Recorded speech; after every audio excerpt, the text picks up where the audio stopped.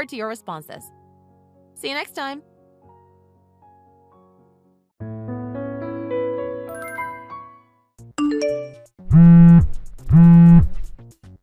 Dear, are you there? Kayla and I just arrived at home. Is there anything you need that I can pick up for you? I can stop by anywhere and pick it up on the way to your mom's house. No, I'm good. Don't worry about it. Also, just stay home today. There's no need to come over here. Huh? Are you sure? Will that really be all right? Won't it be hard if you're all alone at your mom's house? I'll be fine. I think it'll be a lot better if you just took a break today. I mean, okay, but are you really fine with that? Did something suddenly happen that I need to know about? If there's something wrong, I really am fine with helping. No, I just know how much effort you had put into taking care of my mom, that's all. I mean, I guess you could say I put a lot of work in, but I feel like taking care of her was the only thing I even managed to do well. She was such a help to me too, after all. I'm really grateful for everything she's done. You shouldn't go talking about yourself like that. I think you've been a really big help, don't you? With how little I've been able to do thanks to work being extra busy, I know I've basically been leaving everything to you recently. I mean, yeah, but that couldn't really have been avoided. It's not like you can tell your boss to not give you more work and expect him to listen.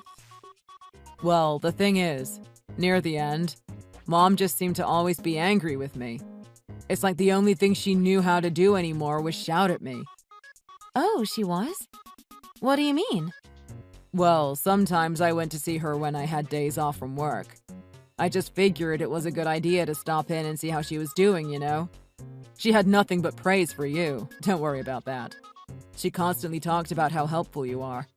But she completely went off on me, saying I'm completely worthless as a son and all sorts of other stuff. She also always made sure to tell me, "You've got a good wife. You better be grateful that she's willing to stay with you, too." That attitude never really stopped all the way until she passed away. Oh, wow. So she had been saying all that nice stuff about me to you, huh? Maybe it would be better if I headed over there after all. Huh? What makes you say that? I'm telling you it's fine. Just stay at home, okay? Let me handle this. It's more important that you spend time with Kayla right now. With all that's happened lately, she's been feeling really down too. She could really use your support. Even if she wasn't a fan of me in the end, I can still take care of what's left over here. I'll have to get used to her not being around anymore anyway. Okay, if you're really sure. Well, I'll just spend some time relaxing with Kayla at home then. Oh yeah, that reminds me. I'll actually be staying here for 2-3 days or so. There's apparently some issues with the funeral planning that are going to keep me stuck here for a while.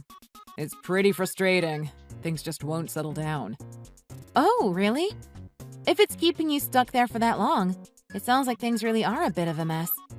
Is there anything I can do to help with the paperwork or something? Maybe I can make some calls or help keep things organized. No, I can figure this all out myself. You just go rest. But, Ryan… Look, I've decided that I want to handle this myself, okay? You've been helping with everything for so long already, so I want to actually manage to get something done on my own. It's not like there's a lot else I can do other than this anyway. I'm pretty pathetic, huh? Anyway, please just let me handle all this paperwork and whatnot myself. Okay, I understand. Well, let me know once things finally settle down and you intend to come back, okay? Yeah, I will. Good night. Good night. Make sure you get some rest too, okay? I know how hard things have been. Today, we attended my mother-in-law's funeral. My husband, my daughter, and I all owed a lot to her, so we're really feeling her absence now. Though I'm glad we were able to take care of her well all the way until the very end. Ryan's work has been really tough for him recently, so I quit my job and focused on taking care of her myself. We were actually planning to have her live with us so it'd be easier to tend to her, but maybe she was worried about the change. But she said she preferred to stay where she was and refused the plan outright. Thinking back on it now, maybe it would have been better if I pressed harder for her to live with us. she and I had gotten along very well. So much so that it honestly felt like she was a second mother to me. At the time, I had started to notice a thing or two, but I had decided not to act on anything yet. I felt that it was important to find the right time to speak up.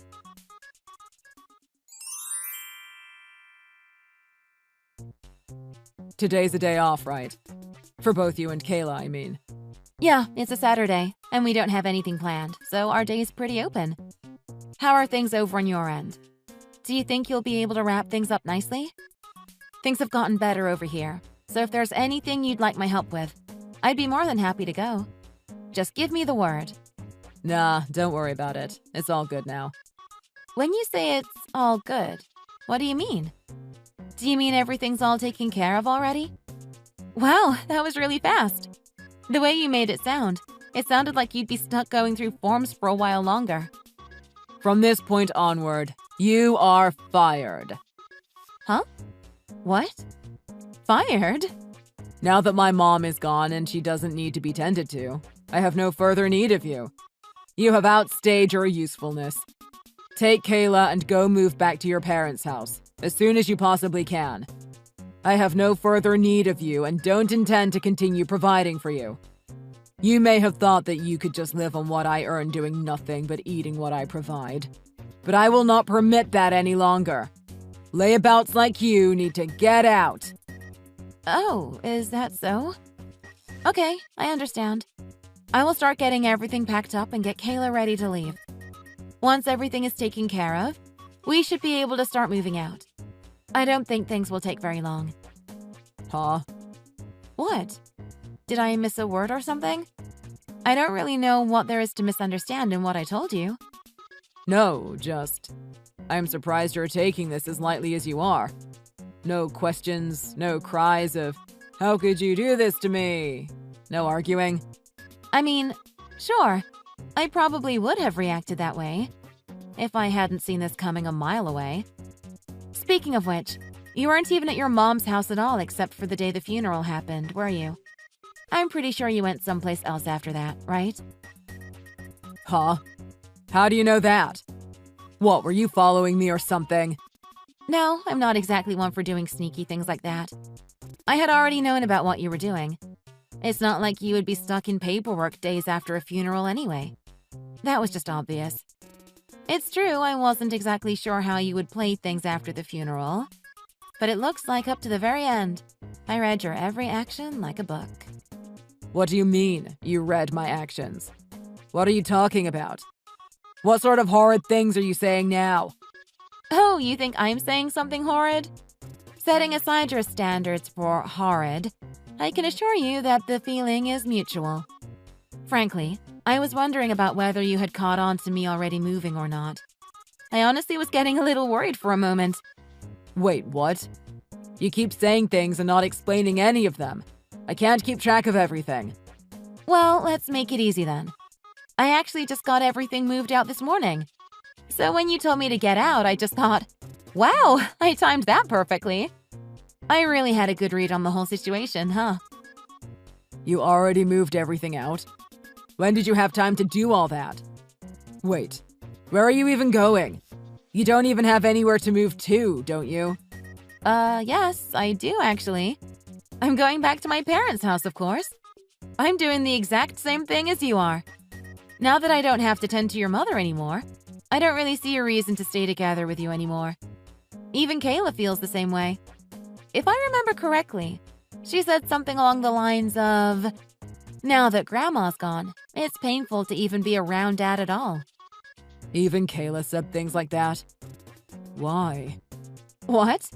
Are you actually telling me you're shocked at hearing that? That seems pretty contradictory to what you were saying moments ago. Didn't you just say you wanted both me and Kayla to leave? Well, I said that, yeah, but... Clearly you don't need either of us, right? You don't think either of us are important to you at all, and you just want us out of your lives, right? I'd feel terrible for Kayla if it were anyone else saying that. Luckily, to me, my cute little daughter is absolutely indispensable. Don't start getting all cynical on me. You've deliberately misread my intentions to make them sound as bad as possible. I just thought that if a daughter could only be with one parent, I thought it would be better for her to be with her mother. Yeah, I'm not about to let you go and act like you're just respectfully stepping away from the situation, considering you are the one ordering us both out. Anyway, your stuff is all that remains in the house now. Feel free to do what you like with what's left there. Nothing else there matters to me. Okay, got it. Wait, hold on a second. Aren't you a full-time housewife now? How do you expect to make a living? Especially with a daughter to take care of. Oh? What, you first tell us both to leave without a care? Now you're worried that I don't have a job? What are you all worried about all of a sudden? Well, Kayla's in middle school now, remember? Yeah, and? What about it? Well, before you know it, she'll need to get ready for high school entrance exams. The best schools always have them. Can you really make sure she can study hard enough and be properly prepared for them?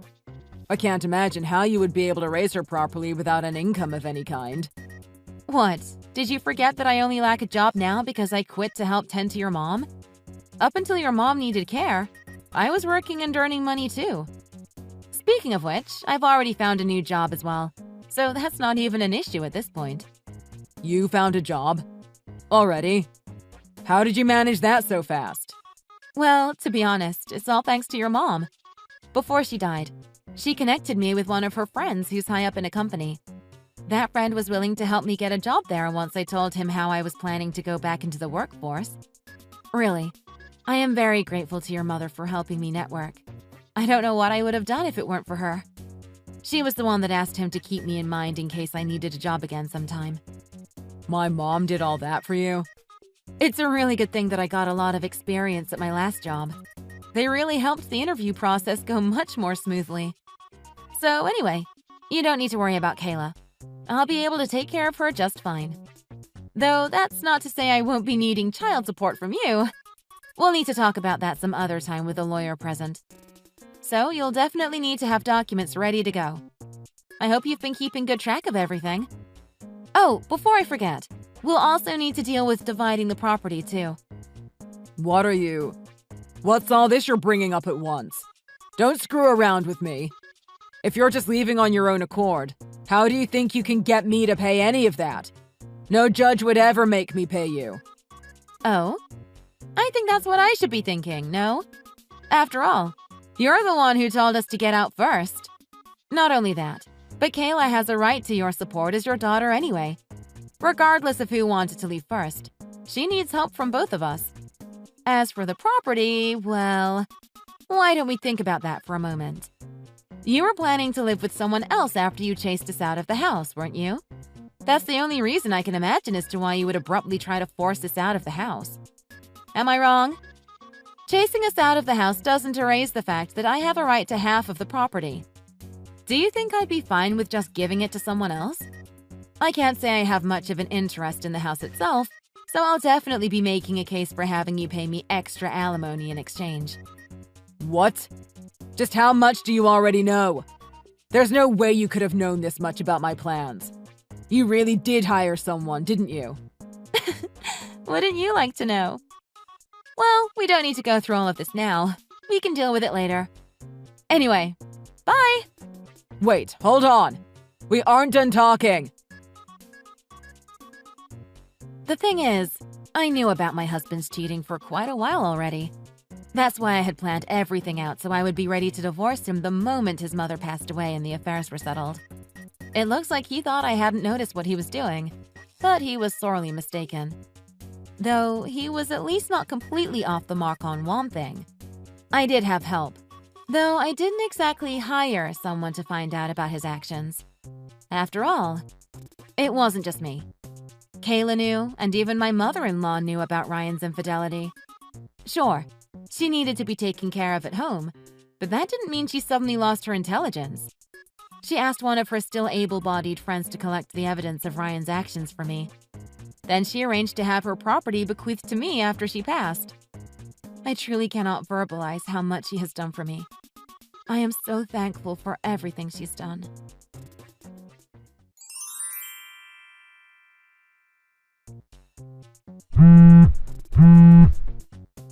What is it? If you have something you want to say, can't you just send it to me in a text?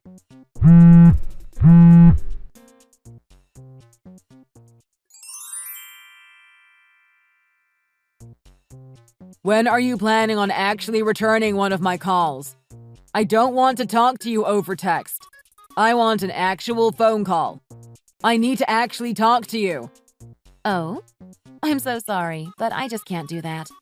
Just hearing your voice would make me nauseous. So, for the sake of my own health, I will only talk to you via text. Why, you? Oh my! What's got my cheating ex-husband all flustered now? Trouble in paradise with your new girlfriend? I didn't go and contact you to just be ridiculed. I have a serious question I need to ask you. When are you going to be coming back home? If you don't come back soon, things will really start taking a turn for the worse. I can't say I have the slightest idea what you're talking about. What do you mean, when am I coming back? Did you forget that we have nothing to do with each other anymore? I don't see a single reason for me to need to go back to you. What are you talking about? It's totally fine, isn't it? I don't see why you need a reason to begin with. We were married, so it's not too strange for you to just come back home sometime, right? There's nothing wrong with that. You are making less than 0 sense here. Leaving aside how you think it's perfectly normal for a divorced couple to come back together at all, let alone in such a short time. Don't you already have some cute new girl with you? What do you need me for? The two of you are living together, aren't you? If there's something you need, you should just ask her. There's no need for you to be asking me for anything anymore. Just shut up already. Please just come back home. There will be serious trouble if you don't. Yeah, serious trouble for you, maybe. Trouble for you has nothing to do with me anymore. Anyway, I'll just be off. Are you saying you'll be fine with not being able to receive alimony at all anymore? Excuse me? You still haven't received a single cent from me, right? I know I haven't been paying anything. If you come back home, I'll actually start thinking about paying it. How about it? I think that should be as good a reason as any to come back, right? I don't know what's worse. The fact that you're using failure to pay alimony as a reason to make me come back, or how you actually think I'd agree with you. Trust me, I've noticed how you haven't been paying alimony. Did you really think I would just let you not pay and not do something about it? I have a perfectly good reason to not chase you for alimony. I don't exactly need to return to you to get the money in the first place, so you're just a non-factor. Wait, what? What do you mean? I'm the one who's supposed to be paying the alimony. How can I be a non-factor? If you've got some reason for not coming back, just say it already. Well, I'm not coming back because I don't want to, and don't have to, regardless of you acknowledging how you're neglecting your own responsibilities. Even if coming back would have made you start paying alimony, I still wouldn't need to go back to you. After all, I've been receiving money for a little while already. What? How can you be receiving money? I wasn't given any auto-pay forms to sign or anything, and I certainly didn't make any payments myself. Well, within your mother's estate, there's also money she had saved up for you. If you hadn't gone and cheated on me, that's money we would have received as a couple. What? She had something like that prepared in her estate? I didn't know anything about that. Yeah, I figured you wouldn't. This is something she set up while she was still alive. Since about 3 years before we started taking care of her, she told me she was planning to put all the money she had into that fund. All of it? You can't be serious. Oh, believe me, I was quite surprised myself. I had refused when she told me about it, but even if that idiot gets ordered to pay you alimony, he'll do everything he can to not pay a cent. Saying that, she arranged so that the fund would get used to pay me, since she knew about your infidelity. Hold on a second. Are you saying she knew about this beforehand? Yes, she did. I had spoken with her some time ago about how we would probably end up divorcing at some point. You coward! How dare you go behind my back and speak with my own mother about this? I am her son. If anyone should be receiving money from her, it should be me. What? Didn't a lawyer explain this to you already? In her will, your mother left everything except her house to me. That's completely ridiculous. How can someone unrelated like you receive everything? There's no way that's legal. Look, whatever. Just hurry up and come back already. I'm going to make you show me all of this money you're talking about, too. Got it? Do you really think I'm going to listen to you? If I showed you the money, you'd obviously just try to steal it from me. How dumb do you think I am? What? No! There's no way I'd... I'm surprised you're still trying to keep this conceited attitude even after we've divorced. You do realize you have no power over me, right? Maybe you should try doing something that doesn't confirm every single impression your mother had of you. Huh? What do you mean by that? Your mother didn't just predict you not paying alimony. She also predicted you wouldn't pay child support. So, she also made sure to leave money for Kayla in her will, too. Huh? So to be perfectly honest, I didn't expect a single thing from you from the start. No matter what you try to tell me about not paying your alimony or Kayla's child support, I'm not going to think a single thing about it. So even if you haven't paid a single cent to me, don't go trying to act like you hold all the cards. You don't have a single thing to hold over me. Isn't that such a shame? Just shut up. Well, at this rate, no matter what you say to me, it won't make any difference. So I'm just going to leave. Well, bye. Have a nice time with your girlfriend. Wait, hold on. You'd better work with me here. If you can't, then I can't live anymore. Joanne, listen to me.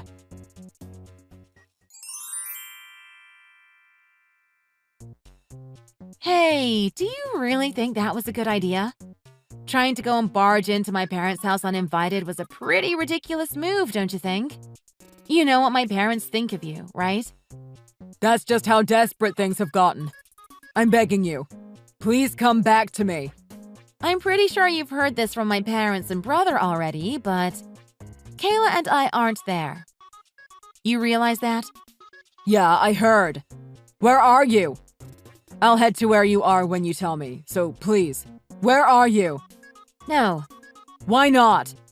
Are you saying you won't even let me see Kayla again? I want to see her again. Please, I'm begging you. Look, can you please stop this pathetic attempt at trying to play the victim? It won't do a thing. If you actually care about her and want to see her, maybe you should start by actually paying some child support. Maybe we can actually try talking after that. But my mom already handled paying for that, didn't she? So there shouldn't be anything else I need to do. Isn't everything already fine? What? Do you really think that because your mother planned around your terrible behavior, you no longer bear any responsibility? Do you actually believe that? What is wrong with your head? You certainly weren't taking this tone before you knew of your mother's plans. Not only that, but do you really think that a parent who doesn't fulfill the basic responsibility of supporting their child deserves to ask to meet them?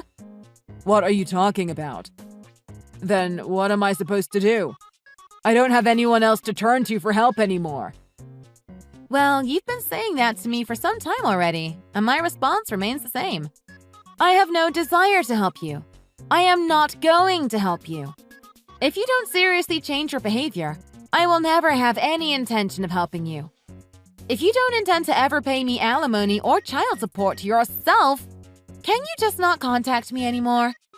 There's no real reason for me to even humor you with a conversation if you're not going to fulfill your basic responsibilities. Hold on. Just wait. What are you even saying?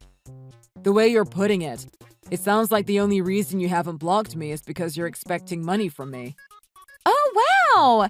That brain actually functions to some extent. So, you finally noticed? Yes. The only reason I am keeping this channel open at all is so you can maybe decide to actually pay me yourself. I thought you used to love me. Oh, what pathetic trick are you trying to pull now? Don't remind me of my terrible life choices. A man who cheats on his wife is nothing more than an eyesore. Trying to play at my feelings just makes it all the more disgusting. Why are you pushing me away like this? How can you ever believe I wouldn't? But I'm telling you, I'm the victim here. And that's why I'm telling you to stop trying to pull the victim card. How can I ever believe that you're a victim of a situation you created? Kayla and I are the victims of your horrible behavior. You are, without a shadow of a doubt, the perpetrator! I mean, yes, I can admit I did terrible things to you and Kayla. But I was scammed by my girlfriend.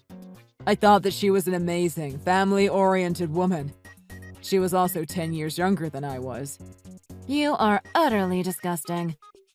She told me that once we got married, she would be a full-time housewife and would do everything she could to support the family. But she... Hey, I got a question for you. Is this sob story long? I can't really say I have any interest in whatever trouble you get yourself into, so I don't see any reason to listen. Can you just, well, not tell it to me? I couldn't care less. Just wait, please. At the very least, just listen to what I have to say. The very first day we started living together, she hasn't done a single bit of cleaning. She hasn't cleaned any of the dishes. She hasn't done any laundry. Even now, there are flies all over the house, and the dirty laundry just keeps piling up. Yes? And? If you're worried about it, what's stopping you from just doing these things yourself? Are you somehow incapable of doing it? That's why I'm asking for your help. Please, get this woman out of here. Excuse me? Just do that yourself. It'd be more efficient if you did it than if I did. Don't you realize that? If you came to chase her out, then we could get back together and bam! We'd return things to how they used to be. Isn't that a good plan? You get it, right? Let's become a family again. I shouldn't even have to say this, but there is no way I would ever see you again. I'm not dealing with this anymore. Goodbye.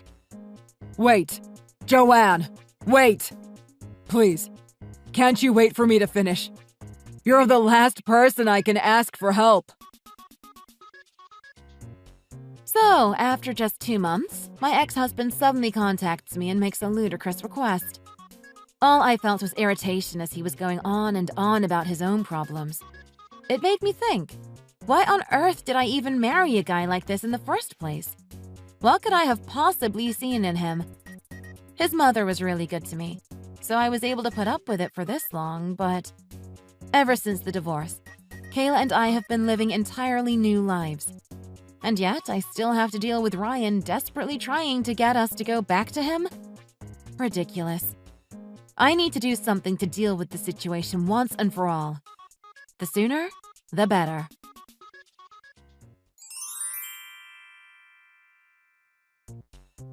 Joanne, please listen to me. I finally managed to get that woman out of the house. So now it's totally fine, right? Huh? Oh crap, I must have forgotten to block you. Sorry, please don't talk to me anymore. Wait, what? Block me? Weren't you waiting for me? I'm sorry, what? No! I never said anything even remotely close to that. What sort of stupid thing are you saying now? I was so sure that you would come back to me. That's why I desperately got her out of my life. Oh, did you now? I see. Well, I'm afraid that that's just something you came up with in your nonsensical head on your own, isn't it? I didn't say a single word to that effect. As a matter of fact, I'm pretty sure I said the exact opposite. You may not have said it, but your feelings came across perfectly. I'm sorry, what? What delusions are you under now? So it's totally fine for you and Kayla to come back whenever. The door is open. So, please, let's start over as a family again. Huh. You're actually serious. I'm almost speechless. Well, sorry, but I'm afraid I've been making arrangements for quite a while now. So there's not a single thing you can do anymore. You don't matter to me in the slightest. Huh? Making arrangements? Well, I was introduced to someone by one of my coworkers. He's someone who's the same age as me and also has already gone through a divorce. We've been seeing each other for quite a while now. So we decided we'd move in together, while thinking about getting married in the future. I've been making arrangements for the move. While marriage might still be a while away, we're talking openly about it and are dedicated to each other. Wait, what? Aren't you going a little too fast? Oh, you think so? Well, we both felt we needed a partner for support, and we hit it off well. Nothing strange about that. We have both been through failed marriages already, too. So it's not like we don't know about the ups and downs involved. We've been able to get along fine together. We aren't nervous to talk about marriage, and Kayla's already pretty attached to him, too. How could you? You're betraying me? You backstabber! How dare you cheat on me? Oh, this is rich. Do you really think you have a leg to stand on saying something like that to me? I'm having trouble remembering. Who was the one who was seeing someone else and tried to chase me out of their house?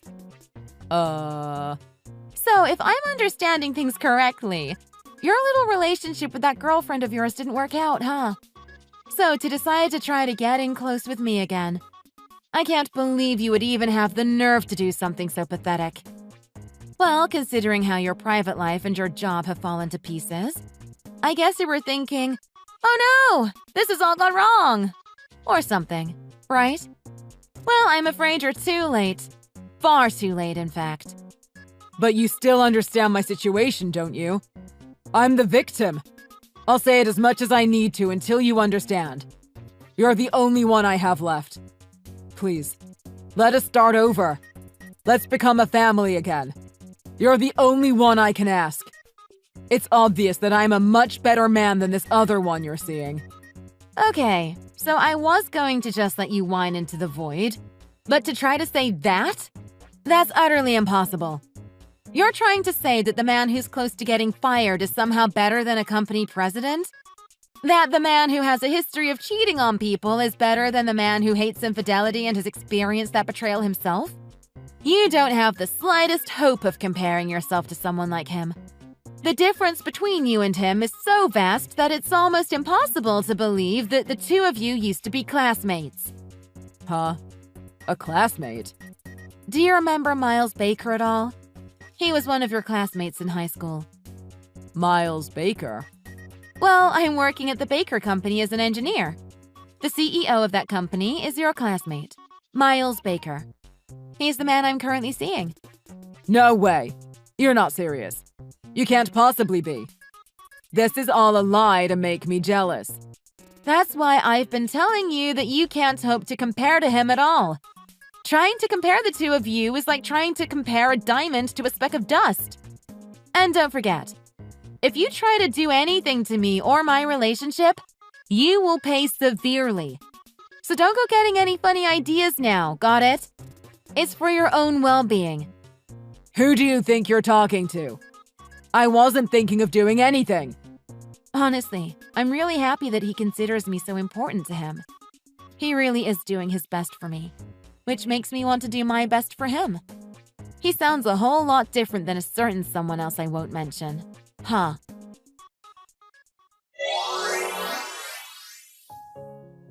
After forcing his former mistress out of his house, Ryan, apparently being completely unable to do any housework for himself, just sold the house in its pathetic state and moved into his mother's old home. There's still a mortgage left to deal with, so I'm pretty sure his life is going to get worse before it gets better. If it ever gets better. Well, both in his old neighborhood and his mom's neighborhood that he moved into. News traveled pretty quickly that an adulterer was moving in, so it sounds like he's been treated pretty coldly by everyone. Meanwhile, I've been working hard at the Baker Company. I'm really happy Kayla has taken such a liking to Miles. It has made everything just that much better. I'm really looking forward to having another shot at family life together. Hey, Linda. Are you free right now? Hello, Nora. Yeah, I'm free to talk. What is it? Can you look after Katie later in the day? Like, today? I don't think so. I have other plans for today. Can you do something about it?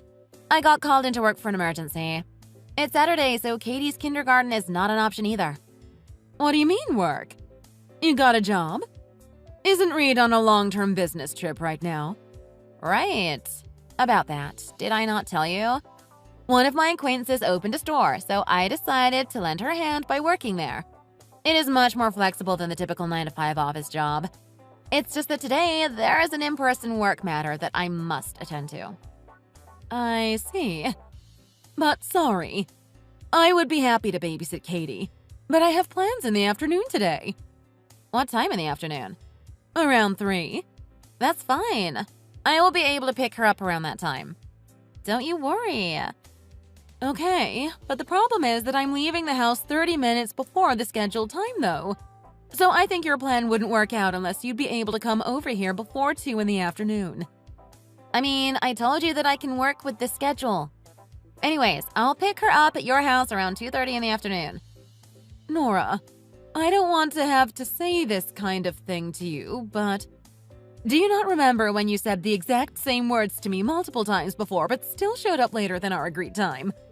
To tell you the truth, I'm supposed to see my old friends whom I haven't seen in a very long time. Plus, I'm the one in charge of organizing this old friends reunion, so I really want to get there early. But I already said that I will pick her up on time. Are you sure that you can't just work something out? You do realize that if you're not available today, Katie will have to stay at home by herself, right? I know, but there's really nothing I can do about it. I mean, is it possible to hire a last-minute babysitter or something like that? Sorry, but I don't think I have time for that. I mean, if you're really worried, then please look for a babysitter yourself. What do you mean, me? Well, yeah, since I already told you that I will pick Katie up at our agreed time. What's more, do you not want to see your own granddaughter? I even went out of my way to create this perfect opportunity for you to spend time with her.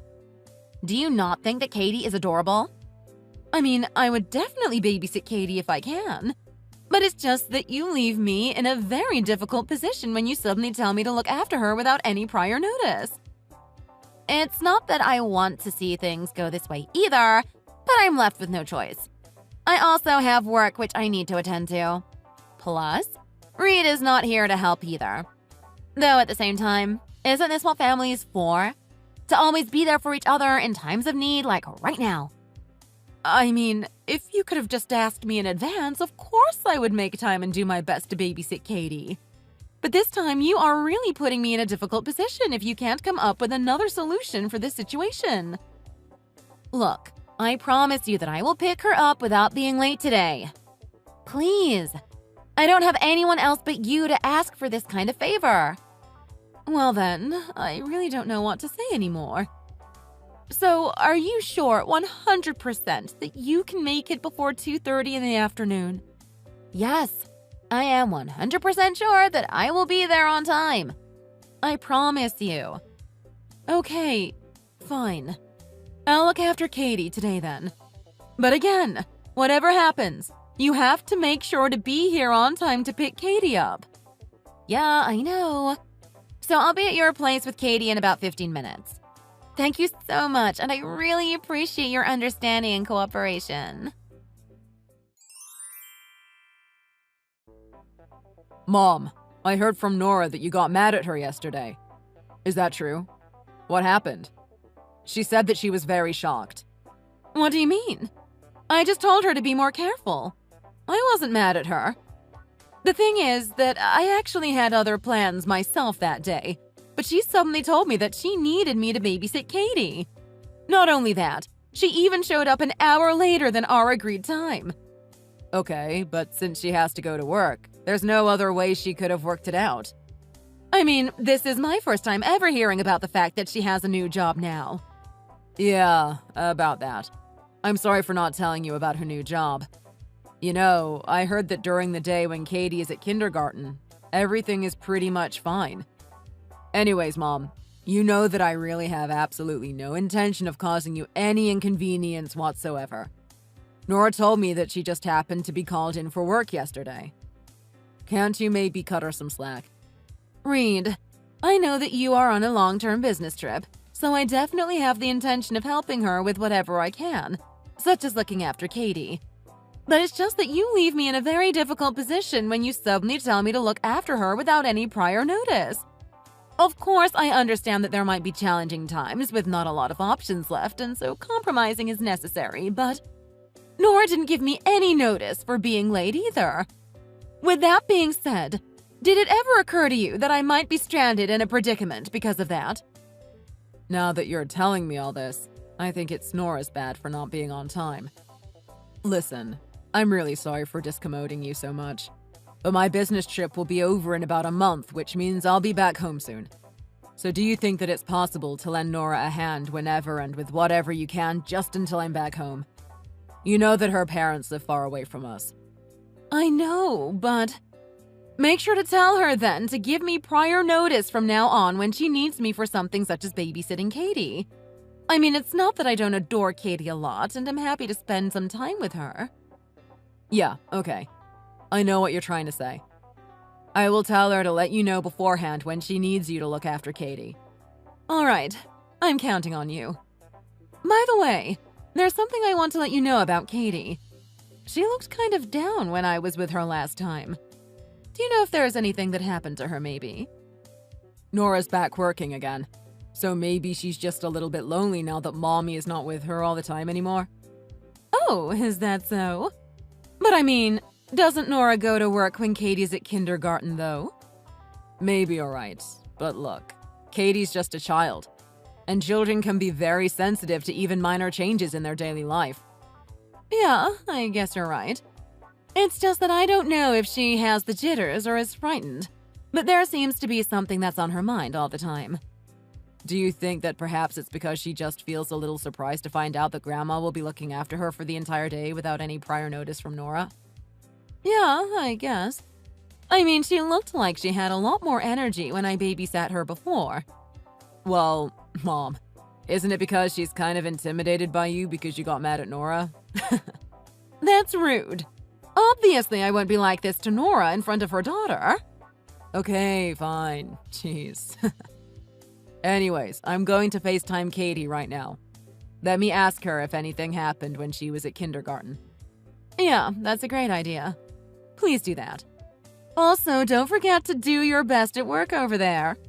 And be sure to take care of your health since you live alone right now.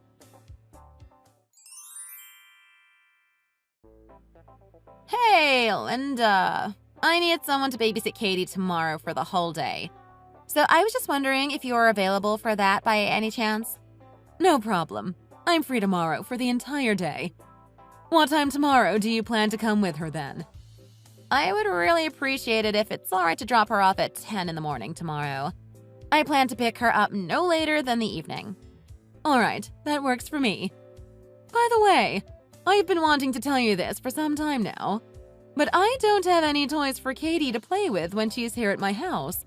So I would really appreciate it if it's possible for you to have some in place for her.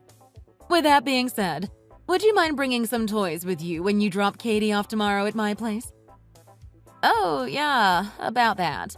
It actually would make her more mature to just watch YouTube videos. So please let her watch some videos on YouTube while she's there at your house. Okay, but wouldn't she just get tired at some point of just watching YouTube videos for the entire day until you come back from work? No, I think she should be fine with it. I mean, kids nowadays love to watch YouTube videos. There are also tons of videos created and uploaded for children specifically. I remember learning it from somewhere, but I heard that letting your kid watch YouTube videos all the time is in fact not good for their well-being. Are you aware of this? I mean, when you're doing house chores or something like that, letting your kid watch YouTube videos definitely helps a lot. Don't get me wrong. I think that these YouTube videos can be helpful, but it's just that. Okay, fine. I know what you're trying to get at. I'll make sure to put some stuffed toys and dolls in Katie's bag so she can play with them at your house. But can you please stop telling me how to parent my own child? I'm doing the best I can right now to be a good mother to Katie. Oh, no. I think you're misunderstanding what I'm trying to say. Linda, you do realize that your mindset can be a little too traditional, right? I mean, look at all the parents who are around us nowadays. They all just let their kids watch YouTube videos in order to calm them down or make them quiet. I'm not saying that YouTube videos are harmful to children. As your mother-in-law, I really do think that YouTube videos are very helpful at times. It's just that I think it would be better to limit the time during which Katie is allowed to watch these videos every day. That's exactly why I think that you need to keep up with the pace of today's modern society. What I am trying to say is, I do not wish to have my parenting style judged. I'm sorry if I offended you. Also, Katie comes home a little spoiled every time she's being looked after by you and you guys spend time together. She would always be fine with just playing by herself at home, but then ever since you began to look after her while I was gone, she would come home super clingy after. And this is when I just thought that maybe she's finally capable of entertaining herself. With that being said, I think the reason why is because you're giving her way too much unnecessary attention and making such a big deal out of everything she does. When in reality, all you have to do is the bare minimum, like making sure that she doesn't get injured physically. I see. The truth is, I want to see Katie turn into an independent child who can stand on her own feet. So I would appreciate it if you could please refrain yourself from doing things that are only unnecessary. Fine. I'll take your advice into account. However, in my opinion, spending quality time with children and playing with them can never be a bad thing, too. I've told you multiple times that parenting techniques and methods in today's society are drastically different from those of the past. So please stop getting brainwashed by information that comes from uncredible sources. Instead, I suggest you to inform yourself on these kinds of topics with updated and modern data. Because after all, it is my very own daughter whom you'll be babysitting every time. I'm sorry. I'll make sure to update myself on the child-rearing styles and approaches favored by parents nowadays. Okay, thank you for your cooperation and understanding. Just one more thing, though. I prefer to have Katie take a bath at home no matter how late it is at night. So please stop letting her take a bath at your house. The reason why I say this is because there are specific body lotion and shampoo that must be used on her because she has very sensitive skin. Okay, I see. In that case, please prepare me some of her clothes that she could change into next time if you need me to look after her for the entire day. Because sometimes her clothes can get pretty messy and dirty when she's staying here. Well then, can you please make sure that her clothes don't get that messy and dirty when you babysit her next time? Because if you can't even keep a child from getting her clothes dirtied, then I can't help but think that you don't have what it takes to be a mother. After all, at least you have parenting experience. So I hope that there wouldn't be too much need for me to worry about you not being able to prevent these kinds of trivial accidents from happening, right? Okay, I'll make sure to take more care to keep her clean. I'll do everything exactly the way you tell me to then.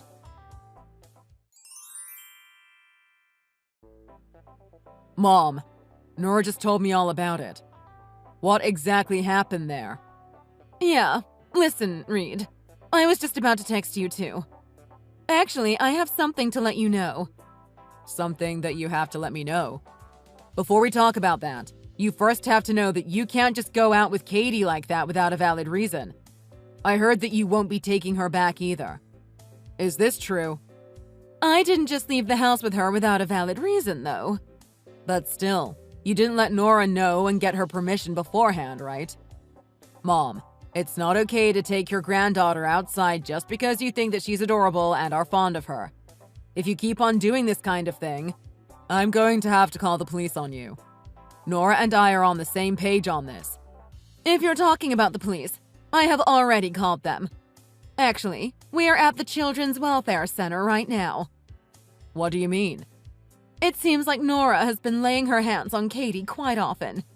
You know that earlier today, Katie finally opened up to me and got the courage to speak the truth. What are you talking about? I don't think it's as serious as you're claiming it to be. Like Nora laying her hands on Katie. Are you sure that it's not just a light spank or something? I mean, you used to spank me all the time before when I was little, Mom. What were you even thinking when you called the police? What you just said about me spanking you might be true to a certain extent. But what I'm saying here is that the way Nora's treating Katie right now can't even be compared to how I treated you when you were a kid. Are you saying Nora abused Katie? There's absolutely no way Nora would do that. I get how you don't want to believe it, but it's the truth. Katie has bruises all over her little body. And these aren't bruises you would get from an accident or a light spank, as you say. Wait, what? Are you really being serious right now? How in the world do you think that I will choose to lie about this sort of thing? Guess what? I found out about something unbelievable while babysitting Katie recently. Whenever I moved my hand, Katie would give a short shriek and flinch in fear. I couldn't figure out what was making her react like this, but then I remembered watching something about abused children on TV. I checked her body, and that's how I found the bruises. Oh my God. I can't believe that out of all the things that could happen, Nora would lay her hands on Katie. I mean, I didn't believe it. Or should I say, I didn't want to believe it at first, too. But when I asked Katie where the bruises and scars came from, she looked at me so helplessly. She told me that she tripped and fell on the stairs. The poor child! Are you sure that she didn't get the scar from tripping and falling on the stairs, though? That's what I thought at first, too. Like, oh, maybe that really is how she got the scar. But then I noticed how she was behaving very strangely. I know that I'm not supposed to make a fuss about it without any valid proof or evidence. I had to know for sure. So I'm sorry, but I hired someone from a detective agency to do some investigations on Nora these past few days. And so what did you come to find out? Only horrible things. The truth is, Katie only gets a light spank from Nora only when there's a lot of people around them in public. It seems that the poor girl also gets pinched in the stomach very hardly all the time when there are no eyes looking at them. I mean, I'm not surprised because you wouldn't know what Nora does to her at home when nobody's watching. What's more, Katie's been telling me how Mommy gets mad when she drinks her juice and that she doesn't want to go home. Wow. I can't believe that she's been doing all these terrible things to Katie while I'm gone. I guess the fact that me being on a long-term business trip right now makes the house feel too empty and cold. It sounds like she's drinking again. Or how Katie is left completely to the care of her mom and Nora is just overwhelmed and stressed out. Still, that doesn't give her the right to mistreat her daughter like this. Yeah, that's true. I totally agree with you. Anyways, I'll be heading back home right now immediately. Mom, I just want to say, thank you for taking notice of Katie's unusual behavioral change. Of course. After all, I just did what I'm supposed to. By the way, Reed, there's one more thing that I must let you know. And I want you to listen to what I have to say next without getting all riled up.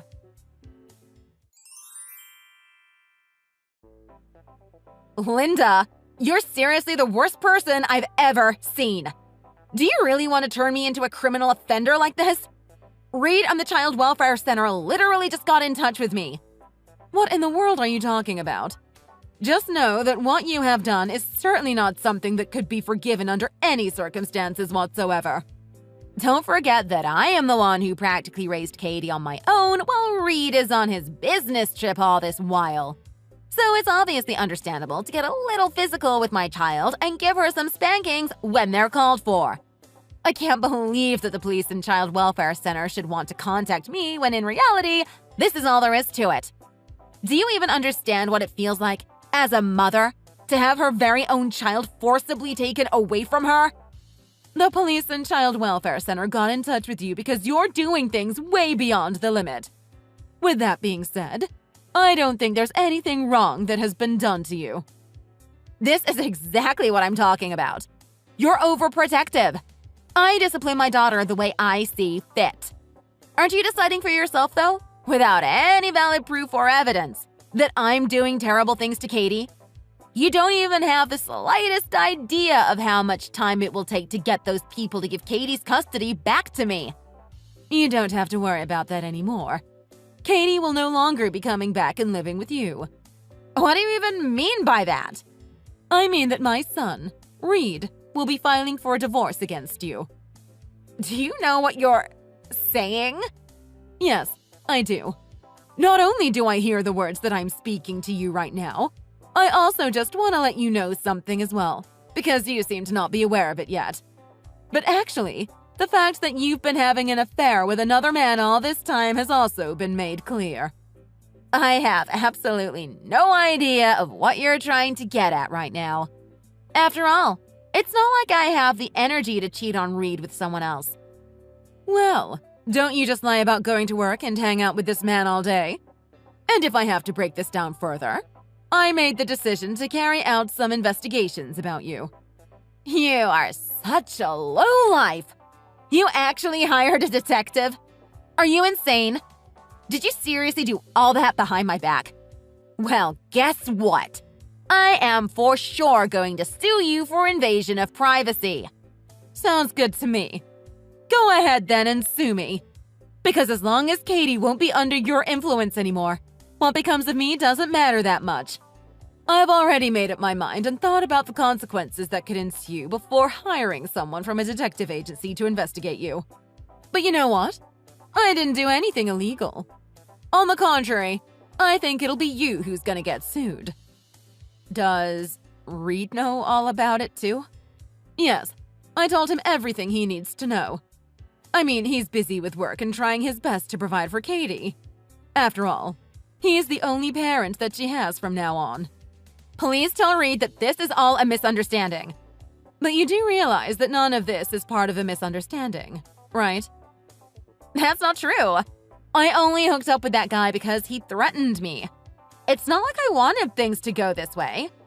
I am also a victim. If that's true, you should file a police report, then file a lawsuit against that other man. But you two looked very cozy in these pictures. It certainly doesn't look like you're not enjoying yourself. Anyways, whatever you want to say, just know that your marriage infidelity is not the same thing as abusing Katie. I mean, the most important thing at hand is whether you really have been hurting Katie or not all this time as her mother. I mean, Katie is just a child. Won't you feel sorry for a little girl who won't be able to see her own mother anymore? Don't you think that she might still need me to a certain extent? Do you really think that a child needs a parent who physically abuses him or her? It breaks my heart to see how she flinches in fear with just the move of a finger. And that is because she is so used to getting physically punished by you in her daily life. All in all, I don't believe that Katie will grow to be an adult with a healthy body and mind when she's being raised by such a violent and heartless mother. Didn't you pinch and spank her so much that she has bruises on her body? I just can't seem to fathom for the sake of my life how can a mother treat her own child like you do, Katie? Well, that's because she never listens to what I tell her to do. She just does whatever she wants and acts like a brat. So it's not like she never puts me in a difficult situation too. Shouldn't you be able to at least sympathize with me since you also raised Reed? You know how hard and stressful parenting is, right? I totally understand the challenges and pressure a parent can be faced with. If I have to be honest with you, I think I know more than anyone else those times when you feel like the anger that's piled up in you is about to explode all at once. But there is a fundamental difference between just having some impulsive thoughts and actually putting them to action on your own child. It's all Reed's fault for being away so long on his stupid business trip of his. With him never home, he literally leaves me with no choice but to solo parent Katie all the time. Fine, I won't say what you just told me are all lies. But that should never in a million years be your excuse to mistreat your own daughter. What I don't understand is, didn't I help you many times to take care of Katie before you began to abuse her? You would always tell me to babysit her without any prior notice and basically just did whatever you want. What I just said right there. You won't tell me that none of it is true, right? Don't just decide for yourself that I am a person with no pride. There's no way that I could leave Katie to your care multiple times a week. Well, I don't think that's the actual reason behind it. You don't want me to babysit Katie too frequently because Reed would find out about you cheating on him with another man. Am I right? You were also afraid that I would tell Reed about your unusual behavior. Right. No, that's not at all what I was trying to say. Yeah, right. You never thought about doing anything that I just said. But no matter what you did cannot be pardoned under any circumstances. Okay, but are you sure that you want to take things this far? Because if you're going to make a fuss about all this, Katie's life and future could greatly suffer. Plus, Reed and I were planning to buy a house after he comes back from his business trip. We were supposed to live happily as a family.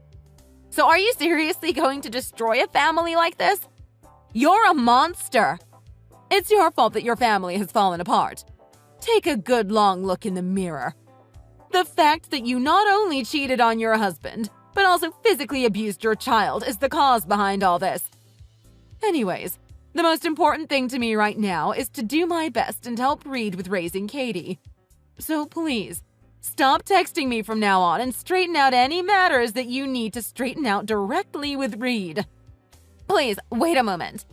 In all honesty, I am actually having a very hard time right now. I don't know what's wrong with me. Trust me, I was just exhausted from taking care of Katie by myself. I guess I'm trying to blow off steam by drinking and, well, that's the only reason I cheated on Reed with someone else. That's new to me because those weren't your words earlier. No matter what kind of backstory or excuse you had, you did something that should have never been done. Let me put it this way.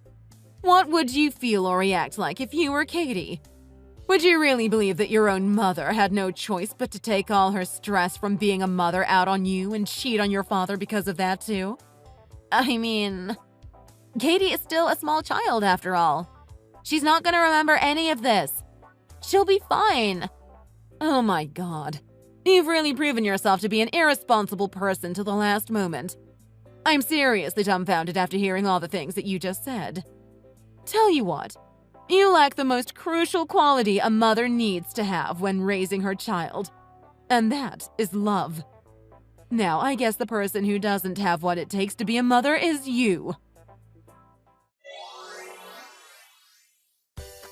After this roller coaster of events, my son Reed divorced Nora, although it took a very long time for the case to get finalized.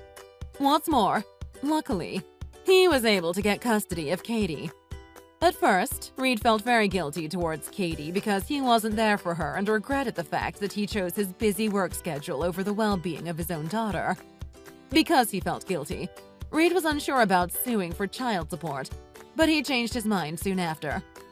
It turns out that Nora and that man were together and began their relationship long before Reed even went on his business trip. This led to Reed hiring lawyers and taking Nora on with a vengeance. As for Nora, of course she didn't succeed in terms of asking for property division in her favor and Katie's custody. After losing everything that she once had, Nora had no choice but to return to her parents' house and live with them. However, even her own parents could not forgive her for the horrible way she had treated their granddaughter. Consequently, I heard that she got kicked out of their house shortly after. Although I don't know where she is right now, I'm just thankful for the fact that she's not coming anywhere near Katie. After all, the last thing in the world I want right now is to see Katie and Reed get hurt for a second time. Fortunately, my grandchild Katie is starting to regain the vigor and cheerfulness that she used to have now that Nora is no longer to be seen. I'm not sure if it's PTSD or trauma, but she was very clingy to my son Reed, her father, for a short period of time. Nevertheless, by observing her behavior at kindergarten, she is starting to make friends and socialize with the other kids there again. From what I can see, it might be a sign that her mental scar is beginning to heal. That is not to say that Katie will just forget about everything that Nora did to her, but Reed and I will try our best to make sure that even if this is the case, she knows that we will always be there for her, and that she will always be loved by her grandmother and father. I wish with all my heart that Katie can have a happy and fulfilled life from now on. To make that happen, my son and I will do everything we can to leave her with only positive memories to remember. Hey, Miss Awkward Anesthesia. When are you gonna get around to straightening out my desk? How am I supposed to get any work done if my workspace is so disorganized? I don't want to come in tomorrow morning to such a mess. So you better make sure to tidy up my space before you leave today. Julia, I'm sorry, but I have no idea what you're talking about. You know very well that it isn't my job to clean up your desk, or rather, anyone's desk but my own. Of course it is. Don't be such a fool. You're just an administrative assistant. So obviously it's your job to pick up miscellaneous tasks around the office. And that includes straightening up my desk. So get to it already, because I don't want to stay any later. I'm sorry, but I still have no idea what it is that you're talking about. I handle the administrative work for the office. but my job description doesn't include cleaning up your desk space. Isn't that something that you should be doing on your own? You see, that's why people like you will never be able to move up the career ladder. You're nothing but an awkward, introverted old lady. You're in no position to tell me what to do. I'm on my way to become one of the top managers here, whereas you'll always be a paper pusher. You should be more aware about who you're talking to. Just so you know, the administrative staff are also full-time employees like yourself, so there's really no difference between us. Yeah, right. Compared to the work that we do, your tasks are nothing more than a walk in the park.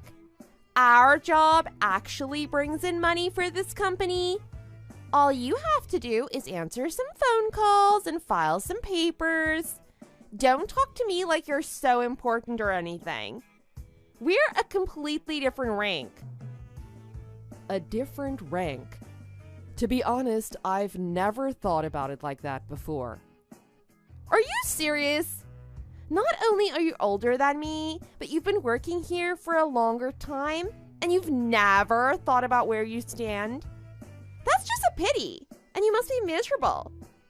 I've never felt pitied by anyone here before.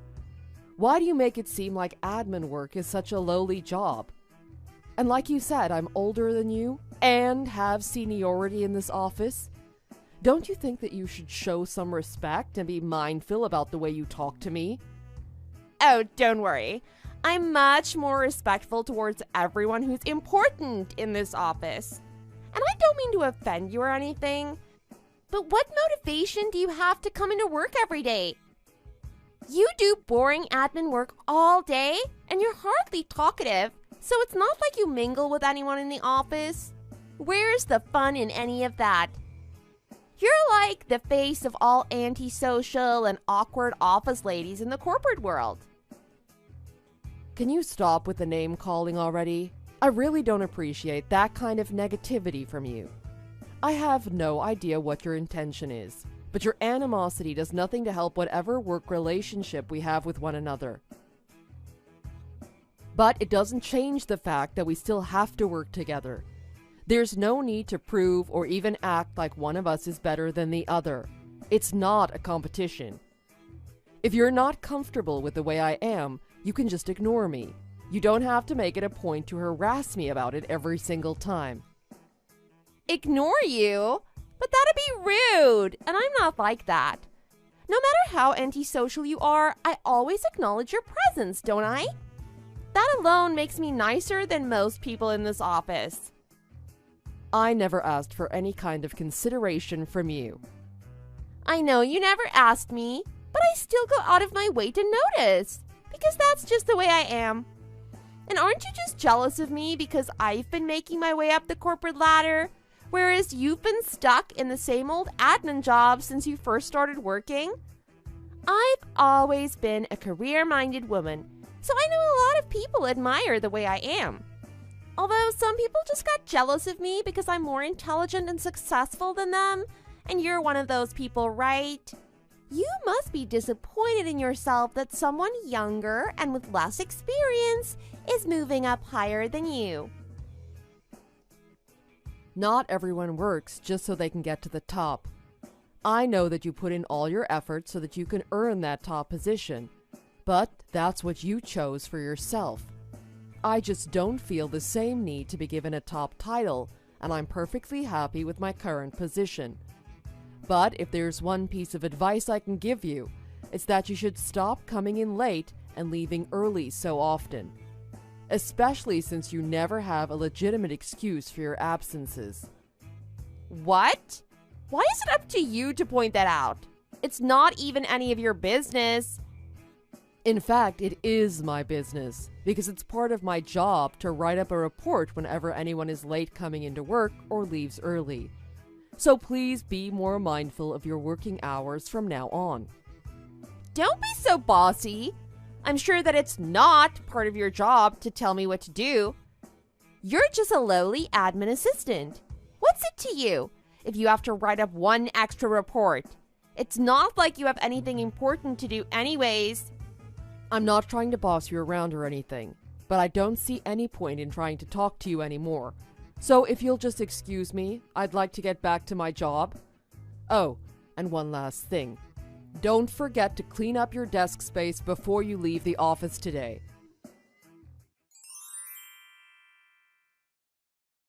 So, I hope you're ready for the big day.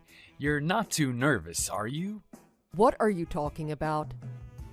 I'm talking about the party that's taking place this weekend. Don't tell me you forgot about it. Of course not. How could I possibly forget such an important event? Well, that's a relief. I'm sorry. I've just had a lot on my mind these days. I didn't mean to make you worry.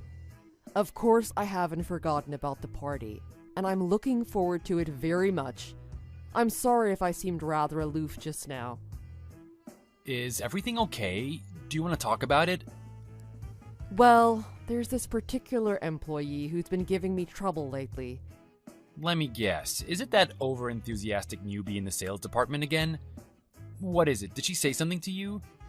It's not that big of a problem. It's an issue between me and her, so there's no need for you to get involved.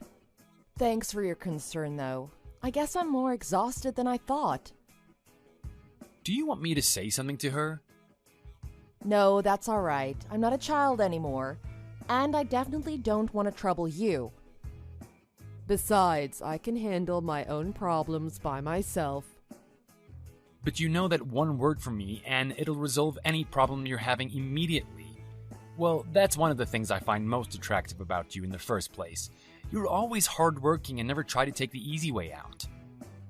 Like I said, it's really not that big of a problem, so I really shouldn't let it concern me so much.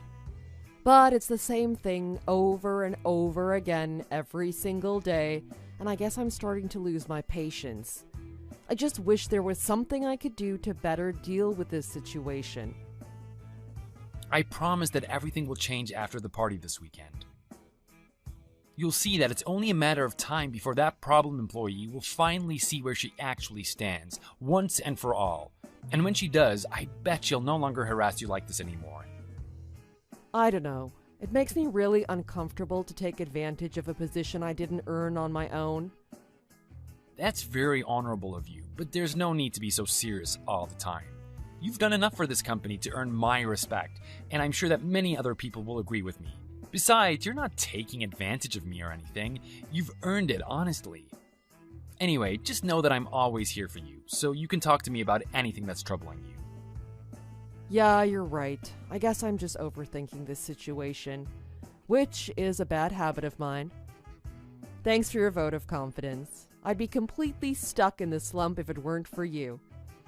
I'm really looking forward to this party, so I'll do my best to not let this bother me anymore. I think that would be best. By the way, I'm having your dress shipped to you directly. It's a gift from me to you. Oh, Tim, that's so sweet of you. But you spoil me way too much. Thank you. I can't wait to wear it this weekend.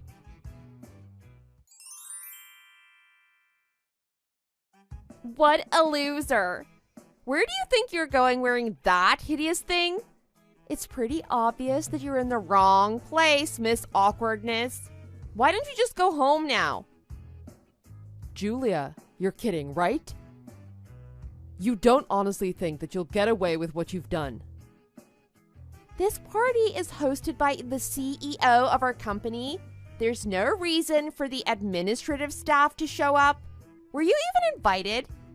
Even if you were invited, you should have the decency to not show up. This isn't the kind of party for people like you. And that dress, which discount store did you even get it from? It doesn't even look good on you. But that doesn't give you any right to pour red wine down my dress and kick me out of the party. What kind of a horrible person are you? There's a huge stain on my dress now because of you. That's too bad, but it's your own fault. A fancy dress like that isn't meant to be worn by a loser like you. Why are you here anyways? You're always so antisocial, so I didn't even think that you would actually show up. Besides, your work uniform is much more your kind of look. You look even more awkward than usual in that dress. Julia, I'm sorry, but you've really taken things much too far this time. I've been very tolerant of your mocking, but this is just more than I can take. I promise you that you'll regret doing what you've done to me. Don't you have any idea why we're having this party in the first place? Of course I know what it's for. That's why I'm telling you all this, as a courtesy to you, so you don't make a fool of yourself. This isn't the kind of event for people like you. Oh, so you do know what this party is for? Yes, but I just don't understand why a lowly admin assistant like you would be here for the CEO's engagement party. Like I've been saying, you don't belong here, so you should just go home. It's too bad that you couldn't understand that until I poured the wine on your dress. I actually did you a favor, since you now have an excuse to leave this party right now. Fine, if that's what you want. But are you sure that you want me to leave the party? Yep, and the sooner you leave, the better. If that's what you really want, I'll do as you say and leave right now. But just so you know, you're gonna regret it pretty soon. I can assure you of that. What do you want? And what's wrong with you calling me non-stop over 200 times? Are you insane? Have you even given any thought to what an annoyance that is? I'm so sorry. I've made a huge mistake. Please come back to the party as soon as you can. Everything is a complete mess over here. That's what I thought. But it doesn't even come as a surprise to me. I told you that you would regret what you've done. It turns out that it was a huge problem that you left the party. I had no idea that it would be such a big deal. But you can fix this if you come back right now. So please, I'm begging you. It's just as I'd expected, so I'm sorry to say that I have no remorse for you. I'm sure that I was very clear when I said that you would regret making me leave. If you knew that it would be such a problem, why did you actually leave? You should have told me that sooner.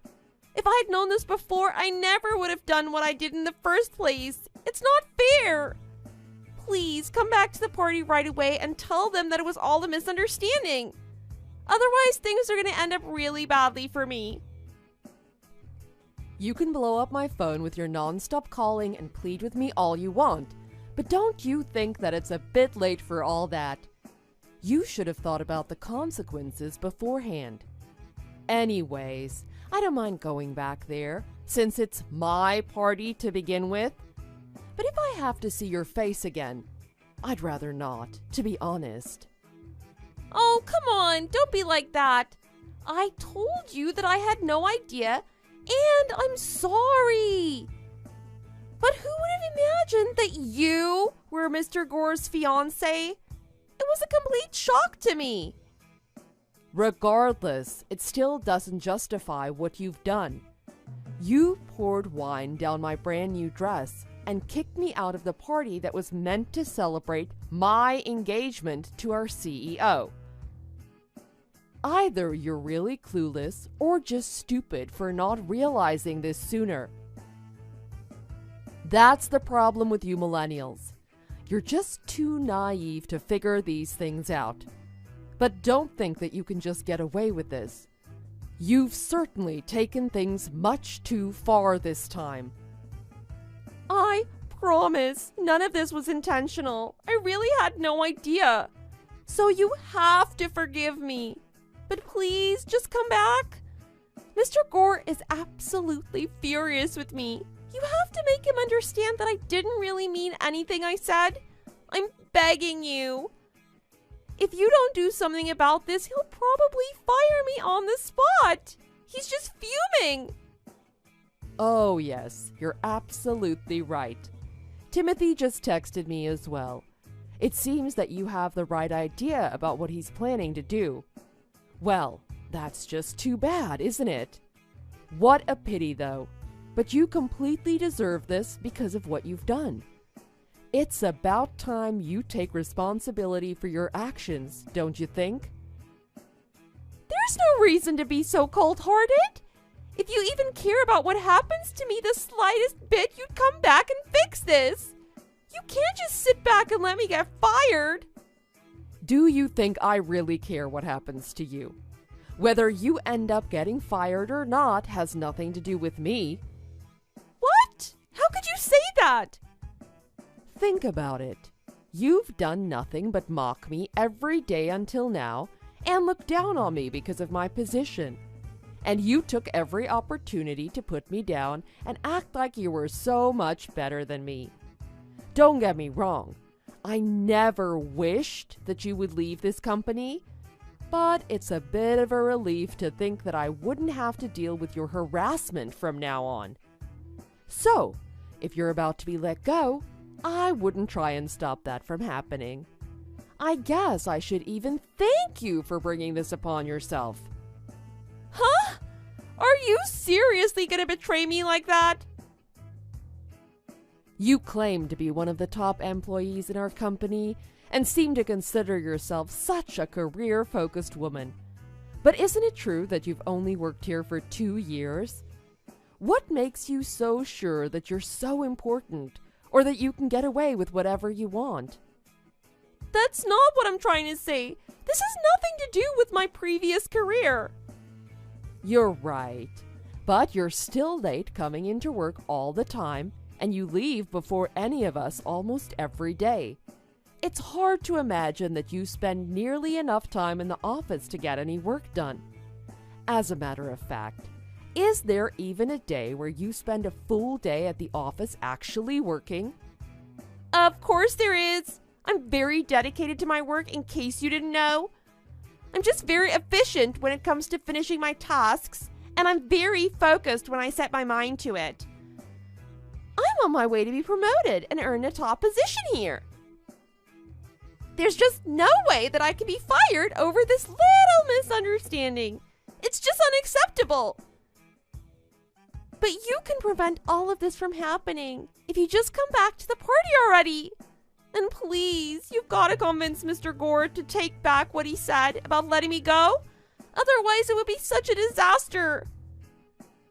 Unfortunately, that's not part of my job description, is it? And if Timothy's already made up his mind about what he wants to do with you, then I can assure you that he'll follow through with it. He's a man of his word. So it won't matter what I say to him. He's not going to change his mind. Anyways, I've decided to head back to the party, so I'll be there shortly.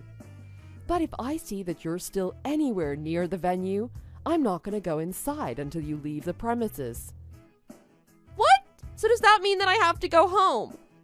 But then I won't know if I've been let go or not. I can't just leave feeling so uncertain about everything. Please, Anastasia, you have to let me stay.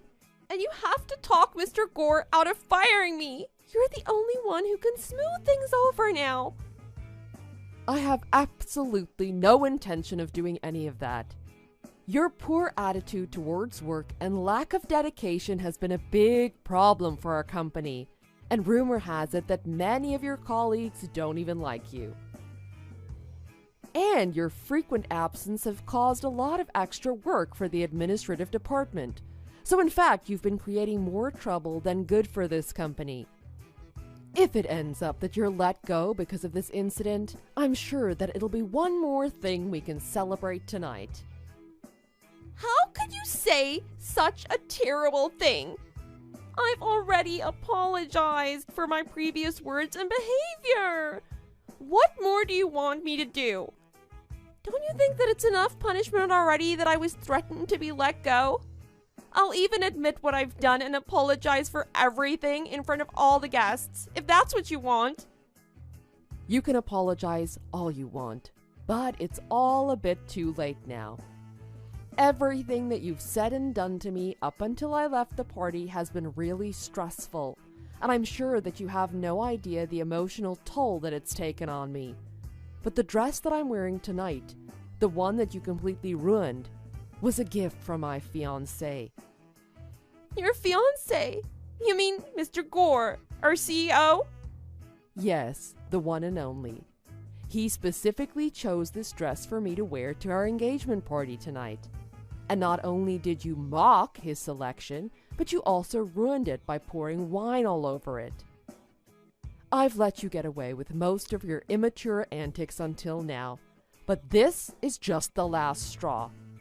I'll never forgive you for disrespecting my fiancé like that.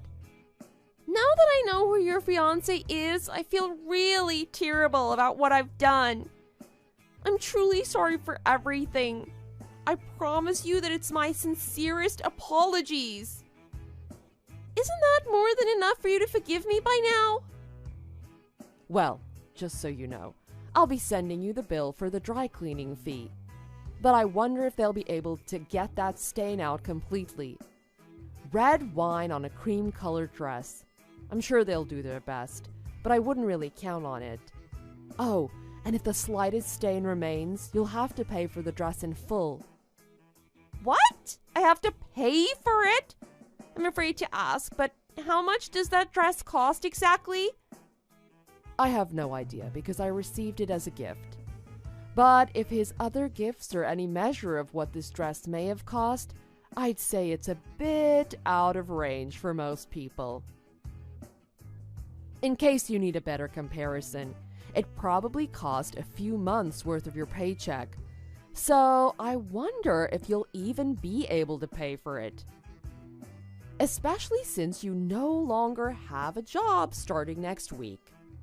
No, wait. I can't get fired. There's just no way. What's going to happen to me if I no longer have any income? This is such a disaster. I'm barely able to pay off my credit cards even now. I don't know why you're even telling me that, since it has nothing to do with me. Your overspending is not my problem to deal with. All this time you've been insulting me because I'm more introverted than you, but what about yourself? You spend more than you can afford on brand name items just so you can keep up the appearance of being outgoing and keeping on top of all the current trends. But in reality, you're just carrying this huge debt and pretty much living paycheck to paycheck because of your high-interest credit card payments. Isn't it ironic how things actually are below the surface? And it will be a big problem if you're fired in this situation, isn't it? Let me just tell you that I'm glad I'm introverted and antisocial, as you say. Especially since I have no need to keep up any sort of appearance for the sake of others. Unlike you, I'm quite comfortable with who I am and what I do. I promise not to call you antisocial anymore. So please, just help me out this one time. You have to come back here, like right now. I'm about to be kicked out from the party soon. You have to stop that from happening. Please, you have to tell them that I can stay. I'm begging you. I've always been friendly towards you until now. You're not going to just ignore that fact, are you? Friendly? In what way? I can't even recall a single time that you've acted decently toward me. Besides, I've never even wished to be on friendly terms with you in the first place. We're much too different, so there's no way that we would have ever gotten along. So, as I'm sure you heard from the CEO himself, you're fired. Perhaps you should have considered your actions from the beginning. Then you might have at least still had your job. But for now, you better not show your face in front of me ever again. After that, Julia was asked to leave the party one last time, but when she still refused, security was called in and she ended up being led away by them. But as you can imagine, she didn't leave quietly. She was kicking and screaming the whole way out while all the guests looked on in complete disbelief. At the same time, Anastasia returned to the party, where her fiancé was anxiously awaiting her arrival. Anastasia was finally able to make her appearance at the party, hand in hand with her beloved CEO. Julia, on the other hand, was shown the true meaning of rank, and finally realized the false impression that she'd always carried about herself. The reality of her mistake was such a huge shock to her that she pretty much had a mental breakdown. Timothy was able to introduce Anastasia as his wife, and everyone graciously celebrated the happy news. Blessed with everyone's well wishes, Anastasia couldn't have been happier with how things ended up. As for Julia, she was let go from her job immediately, just as Timothy had ordered. She was begging and crying for Anastasia's forgiveness, but was completely ignored, and it's no surprise either. It turns out that Julia had earned herself a pretty bad reputation, so rather than trying to sympathize with her situation, everyone was severely critical of her previous actions. As a result, she had no choice but to leave. This time without causing such a huge scene and embarrassing herself. In order to keep up her appearance as an elite career woman, Julia had maxed out multiple credit cards with her extravagant spending. By this time, she was already so far into debt that she was taking out loans to pay off her credit card bills. But that only caused her to go into further debt, and she just found herself in a never-ending cycle of borrowing and repaying. With no job and no savings, Julia became completely a lost cause. But unfortunately, there's no one to blame but herself for the way things turned out. Karma always gets its way in the end. Hey, is this Mia's number I'm texting? I got your details from my brother. I'm Sean's sister, Rachel. Oh, so you're Rachel. I've heard about you from Sean. I can't believe we're getting married. Is there something you wanted to talk about? I'd love to get to know you as well as Sean's other family members better. Hey, let's not do this. I don't have any plans on getting to know you better at all. Sorry? Did I do something? I'm only contacting you because there was something I wanted to mention. There's a little pre-party planned before the wedding, right? Yeah, that's what we have planned. I thought I already sent you an invite. Forget about it. I definitely won't be there. Oh, did you have something planned on that day? Look, that's none of your business. Let's just say that I'm not feeling up for it. What do you mean? I just feel sick thinking that someone who has an upbringing like you is waltzing into our family, pretending to be one of us. It disgusts me. Hold on, what are you talking about? Don't play dumb. You really thought you were special, didn't you? Get off your high horse. Clearly you never got taught your place. There are important, refined households like ours, and then poor folk like you who don't know the first thing about etiquette. Are you implying that I'm poor? Where did you get that idea? Don't worry, I heard. You were raised by a single parent, weren't you? Besides, you didn't even go to college and just started working after high school, right?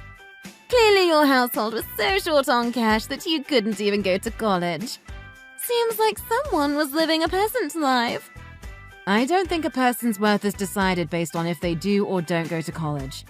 Stop trying to talk like you're smarter than me when you lack a proper education. You probably just graduated some low-end high school and got some random job afterwards. They do say that higher education directly relates to how much money you make, after all. I don't want there to be bad blood between us before we've even met in person. But I want to set some things straight. You probably just heard that I was raised by a single parent and started to judge me solely based on that. But are you sure that's the right way to go about meeting new people? How immature do you have to be to use preconceptions as a reason to not meet someone? Hey! Watch your words. I don't want to hear complaints from someone that clearly makes less of an income than I do. Excuse me, but I have a PhD in management and make 7 figures a year. Sorry, but I don't think you're realizing how pathetic you sound from the immature comparisons you've been making. I guess the stereotype that rich people are all condescending is true. It just makes me sad for your sake at this point. Who do you think you're talking to? This is the reason why you poor folk have such a bad reputation. You probably rely on government support, don't you? I can clearly see why rich people have bad reputations too. especially when all you've done is judge me from the second we started talking. You've said remark after remark with absolutely no proof to back things up.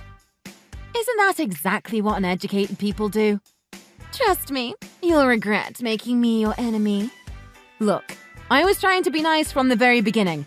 If anything, you're the one that's trying to make it so that we don't get along. Just be a good wife to my brother and stay quiet.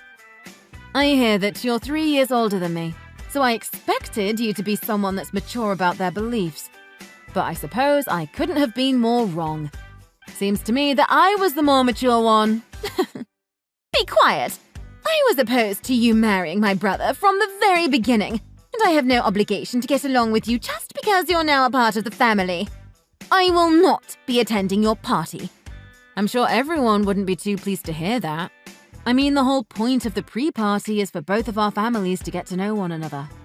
I don't want to repeat myself again, but I do not intend to get all buddy-buddy with you at all.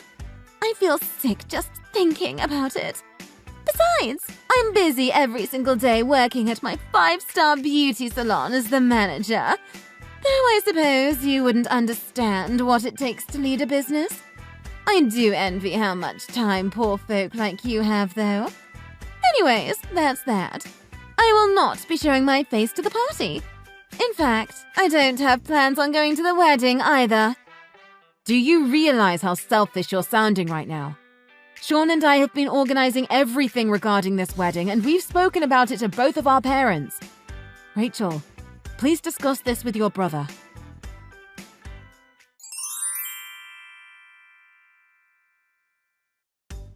Mia, good news. I'll be able to come to the pre-party. I was able to get some time off work and it all worked out. Oh, that's great to hear, Mum. Did you hear back from Sean's sister? You were saying that she was against the party as well as the wedding, right? Yeah, I can't believe some people. Sean said he was going to take care of it himself, and everything I sent to her seems to just get ignored. So I don't really know what's happening. I'm really sorry you have to go through that, dear. It's disgusting that there's classism in this day and age just for being a single mother.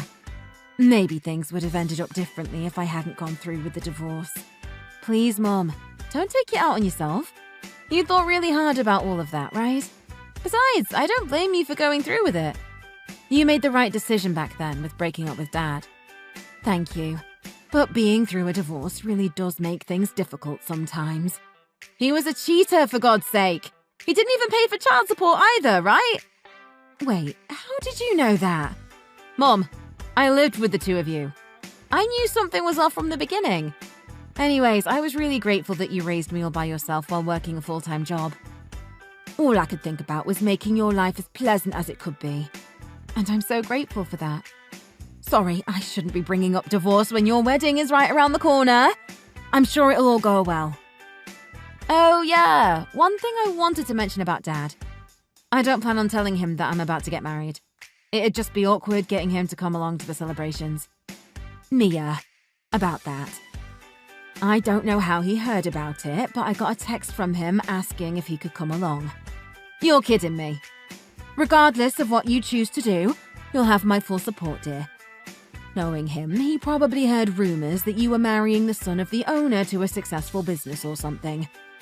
I suppose Sean's father does have a lot of connections, being the head of a company and all. Ugh, this is a pain. It was awful. I'll show you the text he sent me. I heard that Mia's getting married to a rich businessman. I'm sure she'll have a great life going forward. I can't believe all he can think about is money, even when it's about his own daughter. Knowing him, he's probably low on money yet again. Anyways, I'm going to leave the decision up to you, Mia. If anything happens, I will do everything I can to protect you from that man. Don't worry. I don't have any interest in inviting him to my wedding. I've also heard from Grandma that he had been asking you for money when he was running low. I heard he ran off with some of your money when you went through with the divorce. Oh, you heard about that. That's why you had to work 6 days a week back then, right? I guess it was partially my fault since I was begging you to learn piano and gymnastics back in elementary school. Anyways, don't worry, Mom. I don't want to deal with him anymore. Besides, didn't he start a new family? Wow, you really know everything. Isn't that the reason why he left you to begin with? The girl he was cheating with got pregnant, so he ended up marrying her instead, right? I heard everything from Grandma a few years back when they thought I was ready to learn the truth. Oh, I didn't know that. Apparently, I have a stepbrother. Not that that matters, though. Anyways, Mum, are you sure you can text right now? Isn't your lunch break about to end? Oh, I guess you're right. There's a lot lined up for me today. I was put in charge of dealing with a huge project to do with future stocks, so I've been stressed all morning. But talking to you has gotten rid of some of that stress. Well, hey, at least you'll get good pay if you're leading the project. I guess so, but it really is too stressful for my liking. And some of my team members just don't want to cooperate at all. I wonder if they think I'm just some bitter old lady. You're still young, Mom. Anyways, I really shouldn't be complaining. I'll talk to you later, dear. You've got this.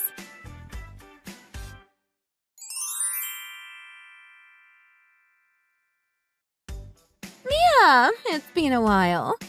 Oh, hi, Rachel. I hope you got the messages that Sean and I sent you over the past few months. The amount of texts you two were sending was driving me insane, so I finally responded. Are you happy now? Thanks. I understand that you're a busy woman. Anyways, I've said what I said. I oppose of the idea that a poor second-class citizen like you with a single parent is going to marry my brother. And I still have no plans on going to your wedding. It's true that I grew up with a single mother because my dad left us when I was young. But my mom raised me with love and care. But you didn't end up making it to college, did you? I had a different career path that I wanted to take after high school. My mom has nothing to do with the fact that I didn't go to college. I don't regret my decision. You thought of taking a different path in life because you didn't have the grades to have a higher education, correct? Besides, I didn't even grow up in a poor household. I'm sure what you think is poor is completely different from what I think is poor. It's called perspective. Ever heard of it? I hope your defense for not being poor is that you had a roof over your head. Obviously, I had a house growing up. You just want to marry Sean because he'll be next in line to be the head of our company after my father, right? You're just a gold digger that got close to my brother for the money. But I can see right through your plans. I have never planned on taking any money from the very beginning. I need to have a thorough talk with Sean about choosing women and how he ended up with a moneyless woman like yourself. He needs to get on my level when it comes to choosing partners. You see, I've been thinking about marriage too lately. Oh, congratulations. He's 5 years younger, but he's very charming. It seems like he can't get enough of me. And to top it off, he gets a very large wage working at an elite company that his father is in charge of. Though I don't really care about money. I'm the head of a 5-star salon, after all. But he definitely is worthy of becoming a part of our elite family with a personal history like that. He even went to Cambridge. He's an elite businessman that went to Cambridge. I'm starting to think you're lying. Oh, trust me. When you're as rich and important as I am, men like that swoon all over you. My eyes can just tell if someone is successful. Then again, I suppose successful people just draw other successful people closer without having to do anything. I'm planning on introducing myself to his parents on the day of your wedding, so don't take it personally that I won't be showing up.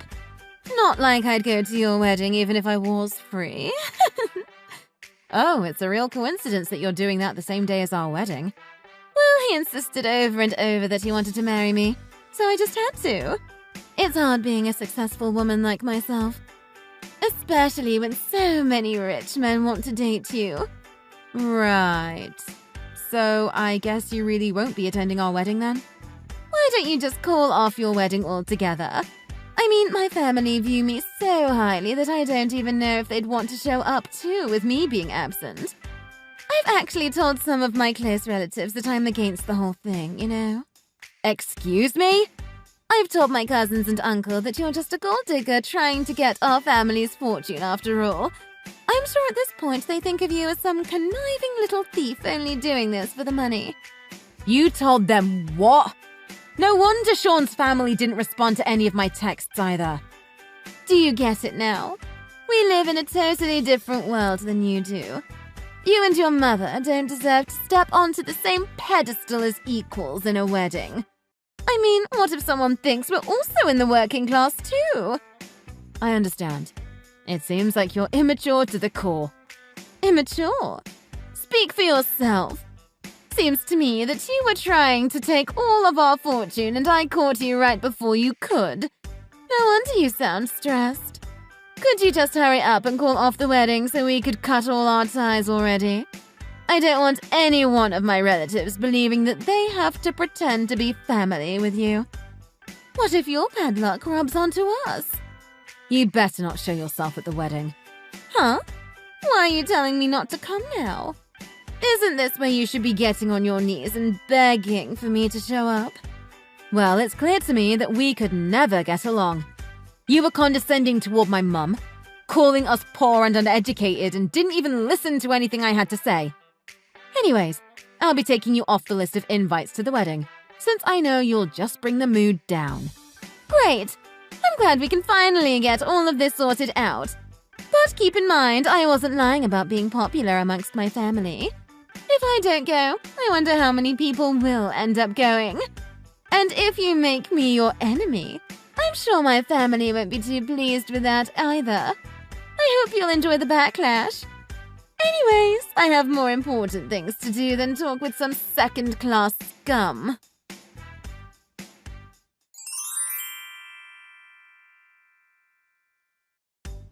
How's the wedding? I hope there isn't too much backlash from my family that I'm not there. I thought that you didn't have time to be talking to someone like myself. I just wanted to check in to see how chaotic this wedding of yours had become.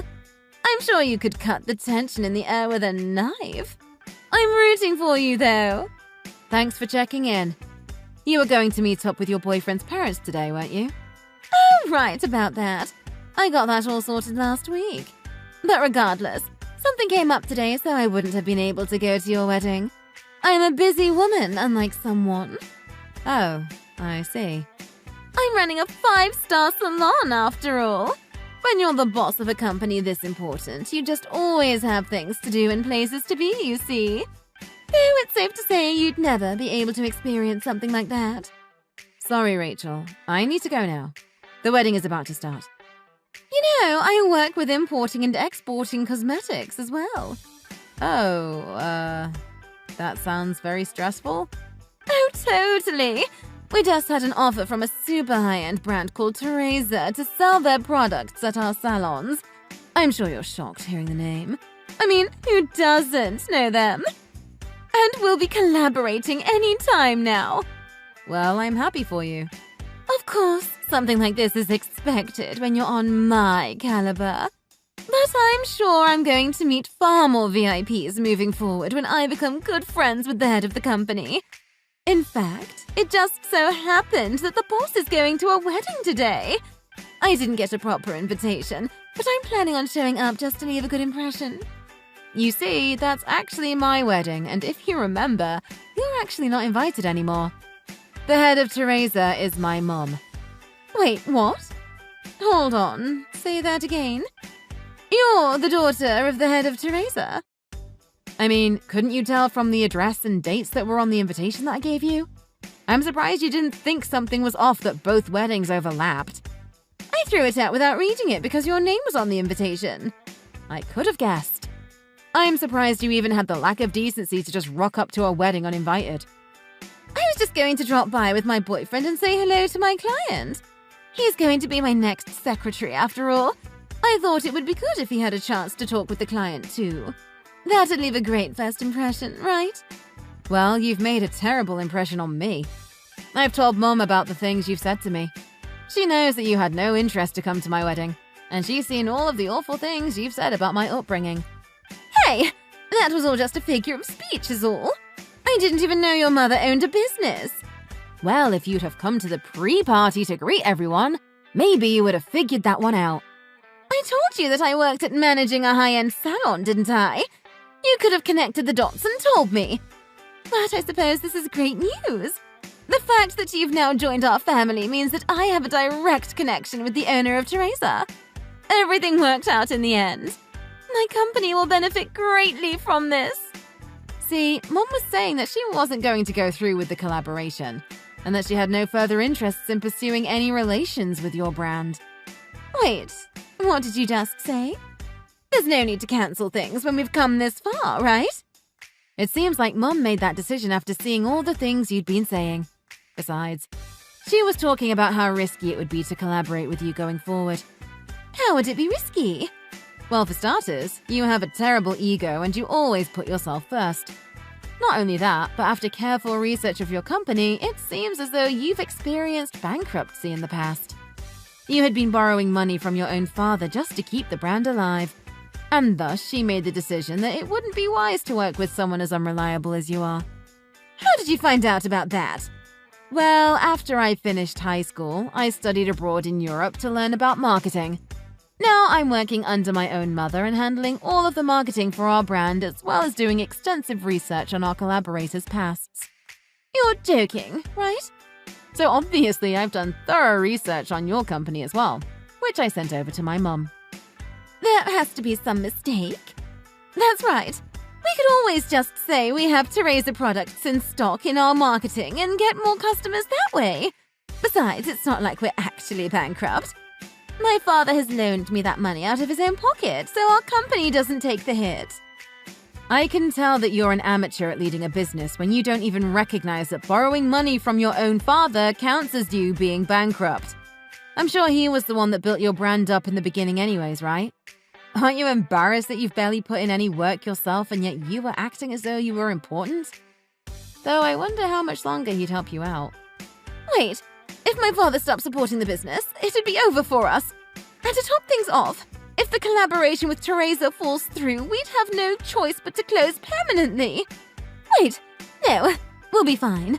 My boyfriend is an ex-Cambridge student who's an elite businessman, soon to be my secretary. He'll be able to come up with an intelligent plan on getting us out of this situation. I'm sure of it. You're talking about the son of that one high-end business's boss, right? The man who's 5 years younger than you? Yes, we're going to be married soon. So please, I'm begging you to ask your mother once again to rethink her choices in regards to our collaboration. I don't think that's possible. Come on, you could always ask, right? I'll let you in on a secret. Your boyfriend's father is actually bankrupt himself and has an awful habit of cheating with multiple women. And to top it off, that boyfriend of yours is a serial gambler that loves to lie about things he doesn't actually have. Wait. There's no use lying about things like that. So you were actually getting tricked by the type of person you hate the most. Poor and lacking in power. Hold on. Why do you even know about all of that? Well, that's simple. That father that we were talking about is actually my father. And your fiancé is my stepbrother. You're making this all up. How could you be related to him? While I was researching your company, I also did a background check on you, which led me to information about your fiancé, where I learned that the both of them were manipulative people. They were only just planning to get close to you to steal your money from the very beginning. I can't believe this. My father left our family when I was in elementary school in order to marry the woman he was cheating with.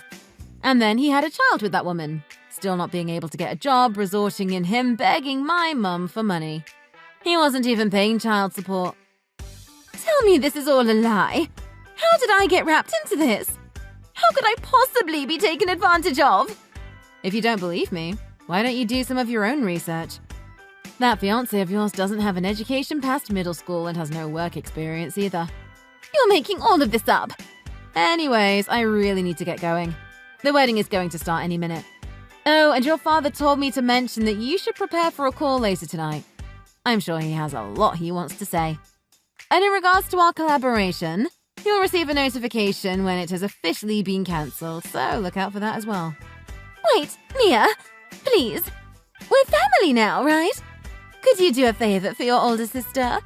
This company is my life. So please, I need you to ask your mother again to continue with the collaboration. I beg you. Please. I don't think so. Please, you have to help me out. I was in the wrong. I apologize for everything I've done. So please forgive me. Mia, I'll lose everything.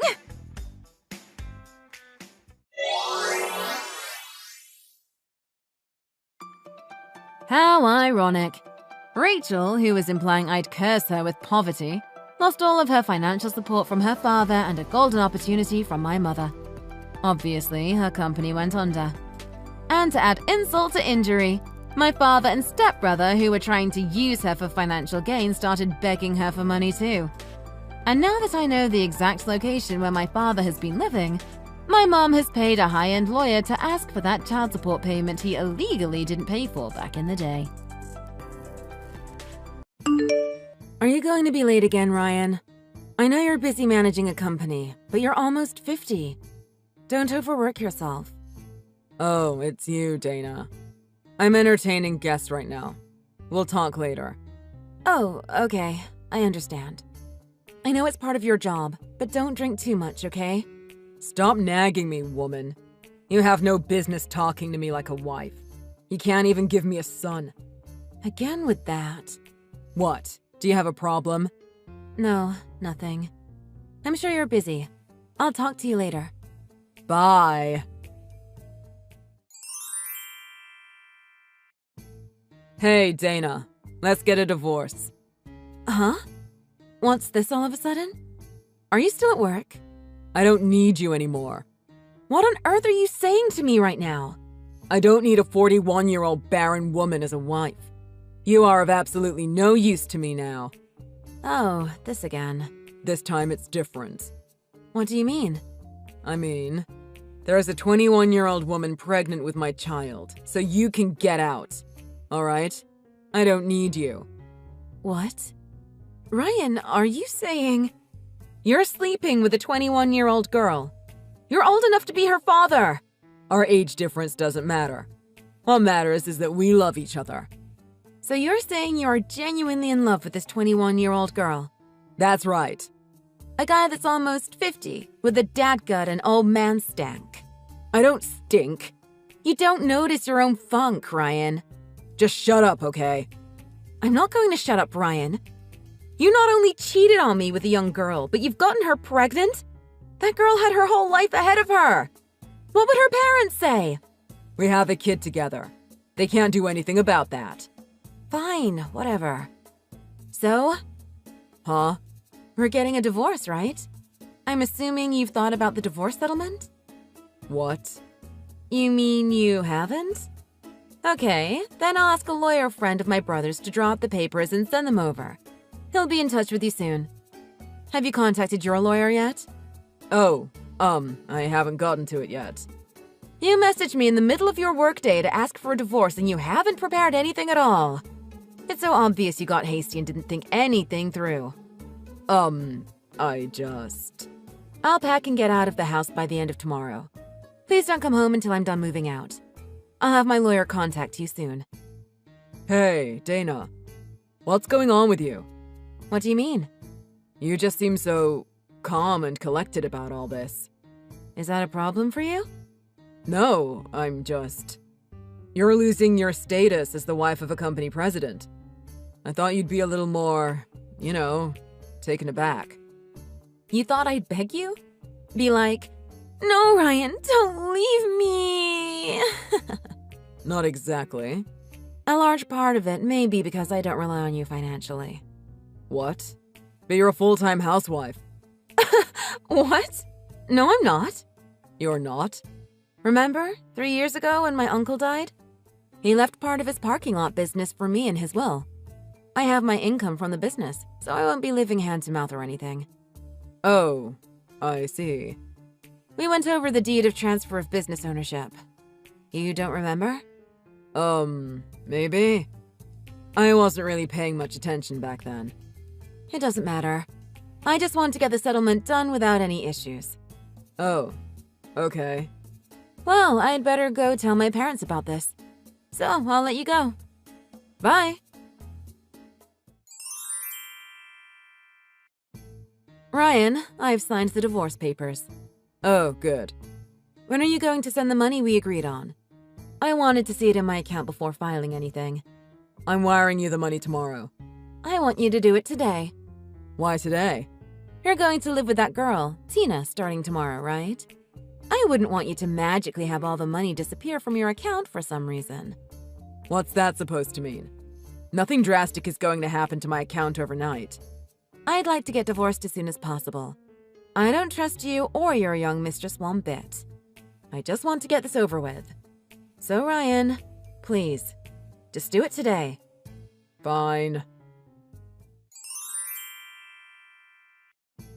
Dana, I wired the money.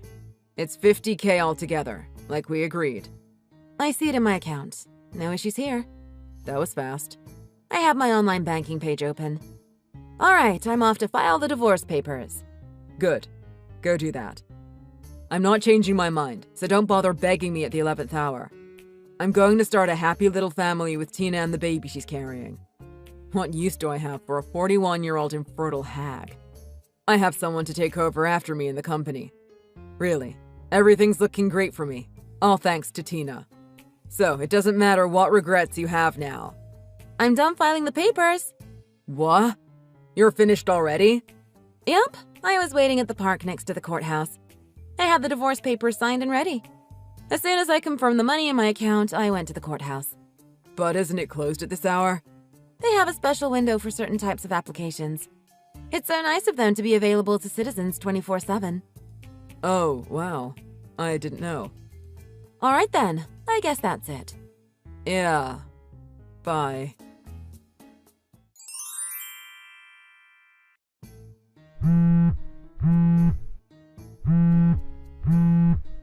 Dana! What is this? What do you think you're doing? And sending it to the office of all places? What is wrong with you? Oh, you got it. It contains very personal information, so I sent it to your office instead of your house, where your wife might see it. But what is this? It's exactly what it says. It's the test results for your sperm count and fertility assessment. It says you're sterile. I'm sterile? I moved recently, and I found it when I was organizing my stuff. It was mixed in with my papers, so I thought I'd return them to you, even though it's been a while. No, that's just not true. I literally have an adorable son with Tina. I think you can see the date of the test results. It's from when we were going through fertility treatment. What? You backed out without treatment because of some masculine pride nonsense. We never finished. The results are from the tests done back then. If that's true. My son, Julian. Then who got Tina pregnant? That's for you to figure out. I'm not involved in any of that. I just found something that is not mine in my belongings, and wanted to do the right thing by returning it to its rightful owner. Wait, let's meet somewhere and talk. I need to get to the bottom of this. I'm afraid I can't. Why not? I'm in my 3rd trimester, due next month. Huh? It's an advanced maternal age pregnancy, so my doctor and husband tell me to take it easy and not overexert myself. So many friends and family are coming to help me. It's so heartwarming. My husband won't let me lift a finger. Pregnant? Husband? I married a childhood sweetheart of mine about 6 months ago.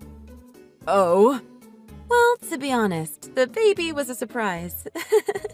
What? You're not infertile? That's right. I never expected to be a mother this late in life, though. What the hell? Then what did I get the divorce for? That's right. Really, thank you so much for divorcing me. If we hadn't, I would never have been bestowed my sweet little baby. Not about that. I'm worried about me. My parents believe that Julian is their real grandson.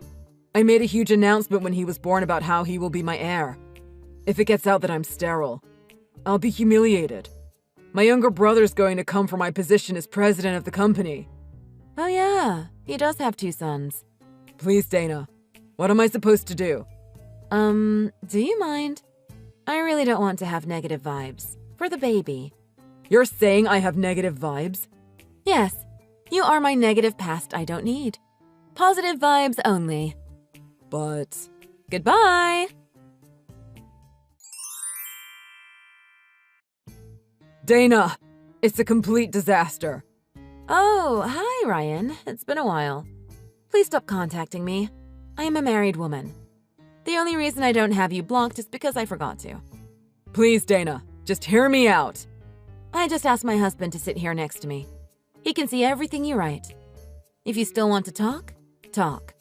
I guess that will have to do. Tina left Julian at her parents' place and disappeared. It seems she found the fertility test results and realized that I knew I wasn't the father. And not just that. She took $20,000 from the safe and $100,000 from my bank account. She took it all. Wow, that's a shame. Because of this fiasco, my family found out about my being sterile. They criticized me for keeping such an important secret from them. They ended up dismissing me from my position as president. They ostracized me from the family, saying I was desperate and petty. I'm totally at my wit's end here. How am I supposed to go on? Ryan, what do you want me to do? What? You didn't think I was going to suddenly feel sorry for you and what? Get back together with you? No, I didn't mean... My husband has a message for you. How can the person who deceived someone, cheated on them, and degraded them be asking for help from his very victim? For shame. I understand you have many issues in your life right now, but I don't have any sympathy for you.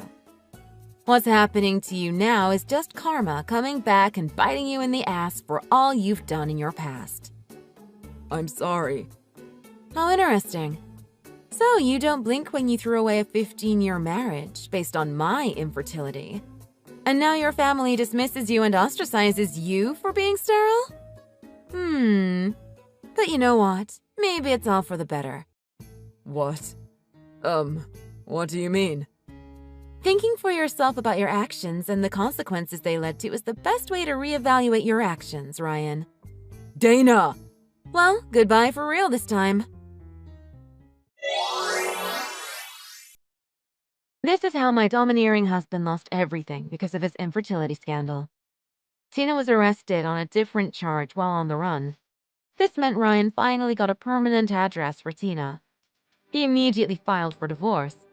He also sued to disestablish paternity, trying to prove he is not the father of Julian. The money Tina took was spent in a wild spree and he didn't get a dime of it back. While it sounds like a tragic end, there are some changes Ryan went through for the better. Losing his position as company president led him to encounter new experiences that enriched him emotionally. He now lives a quiet, humble, but tranquil life as a janitor. Thank you for watching. Please like and subscribe.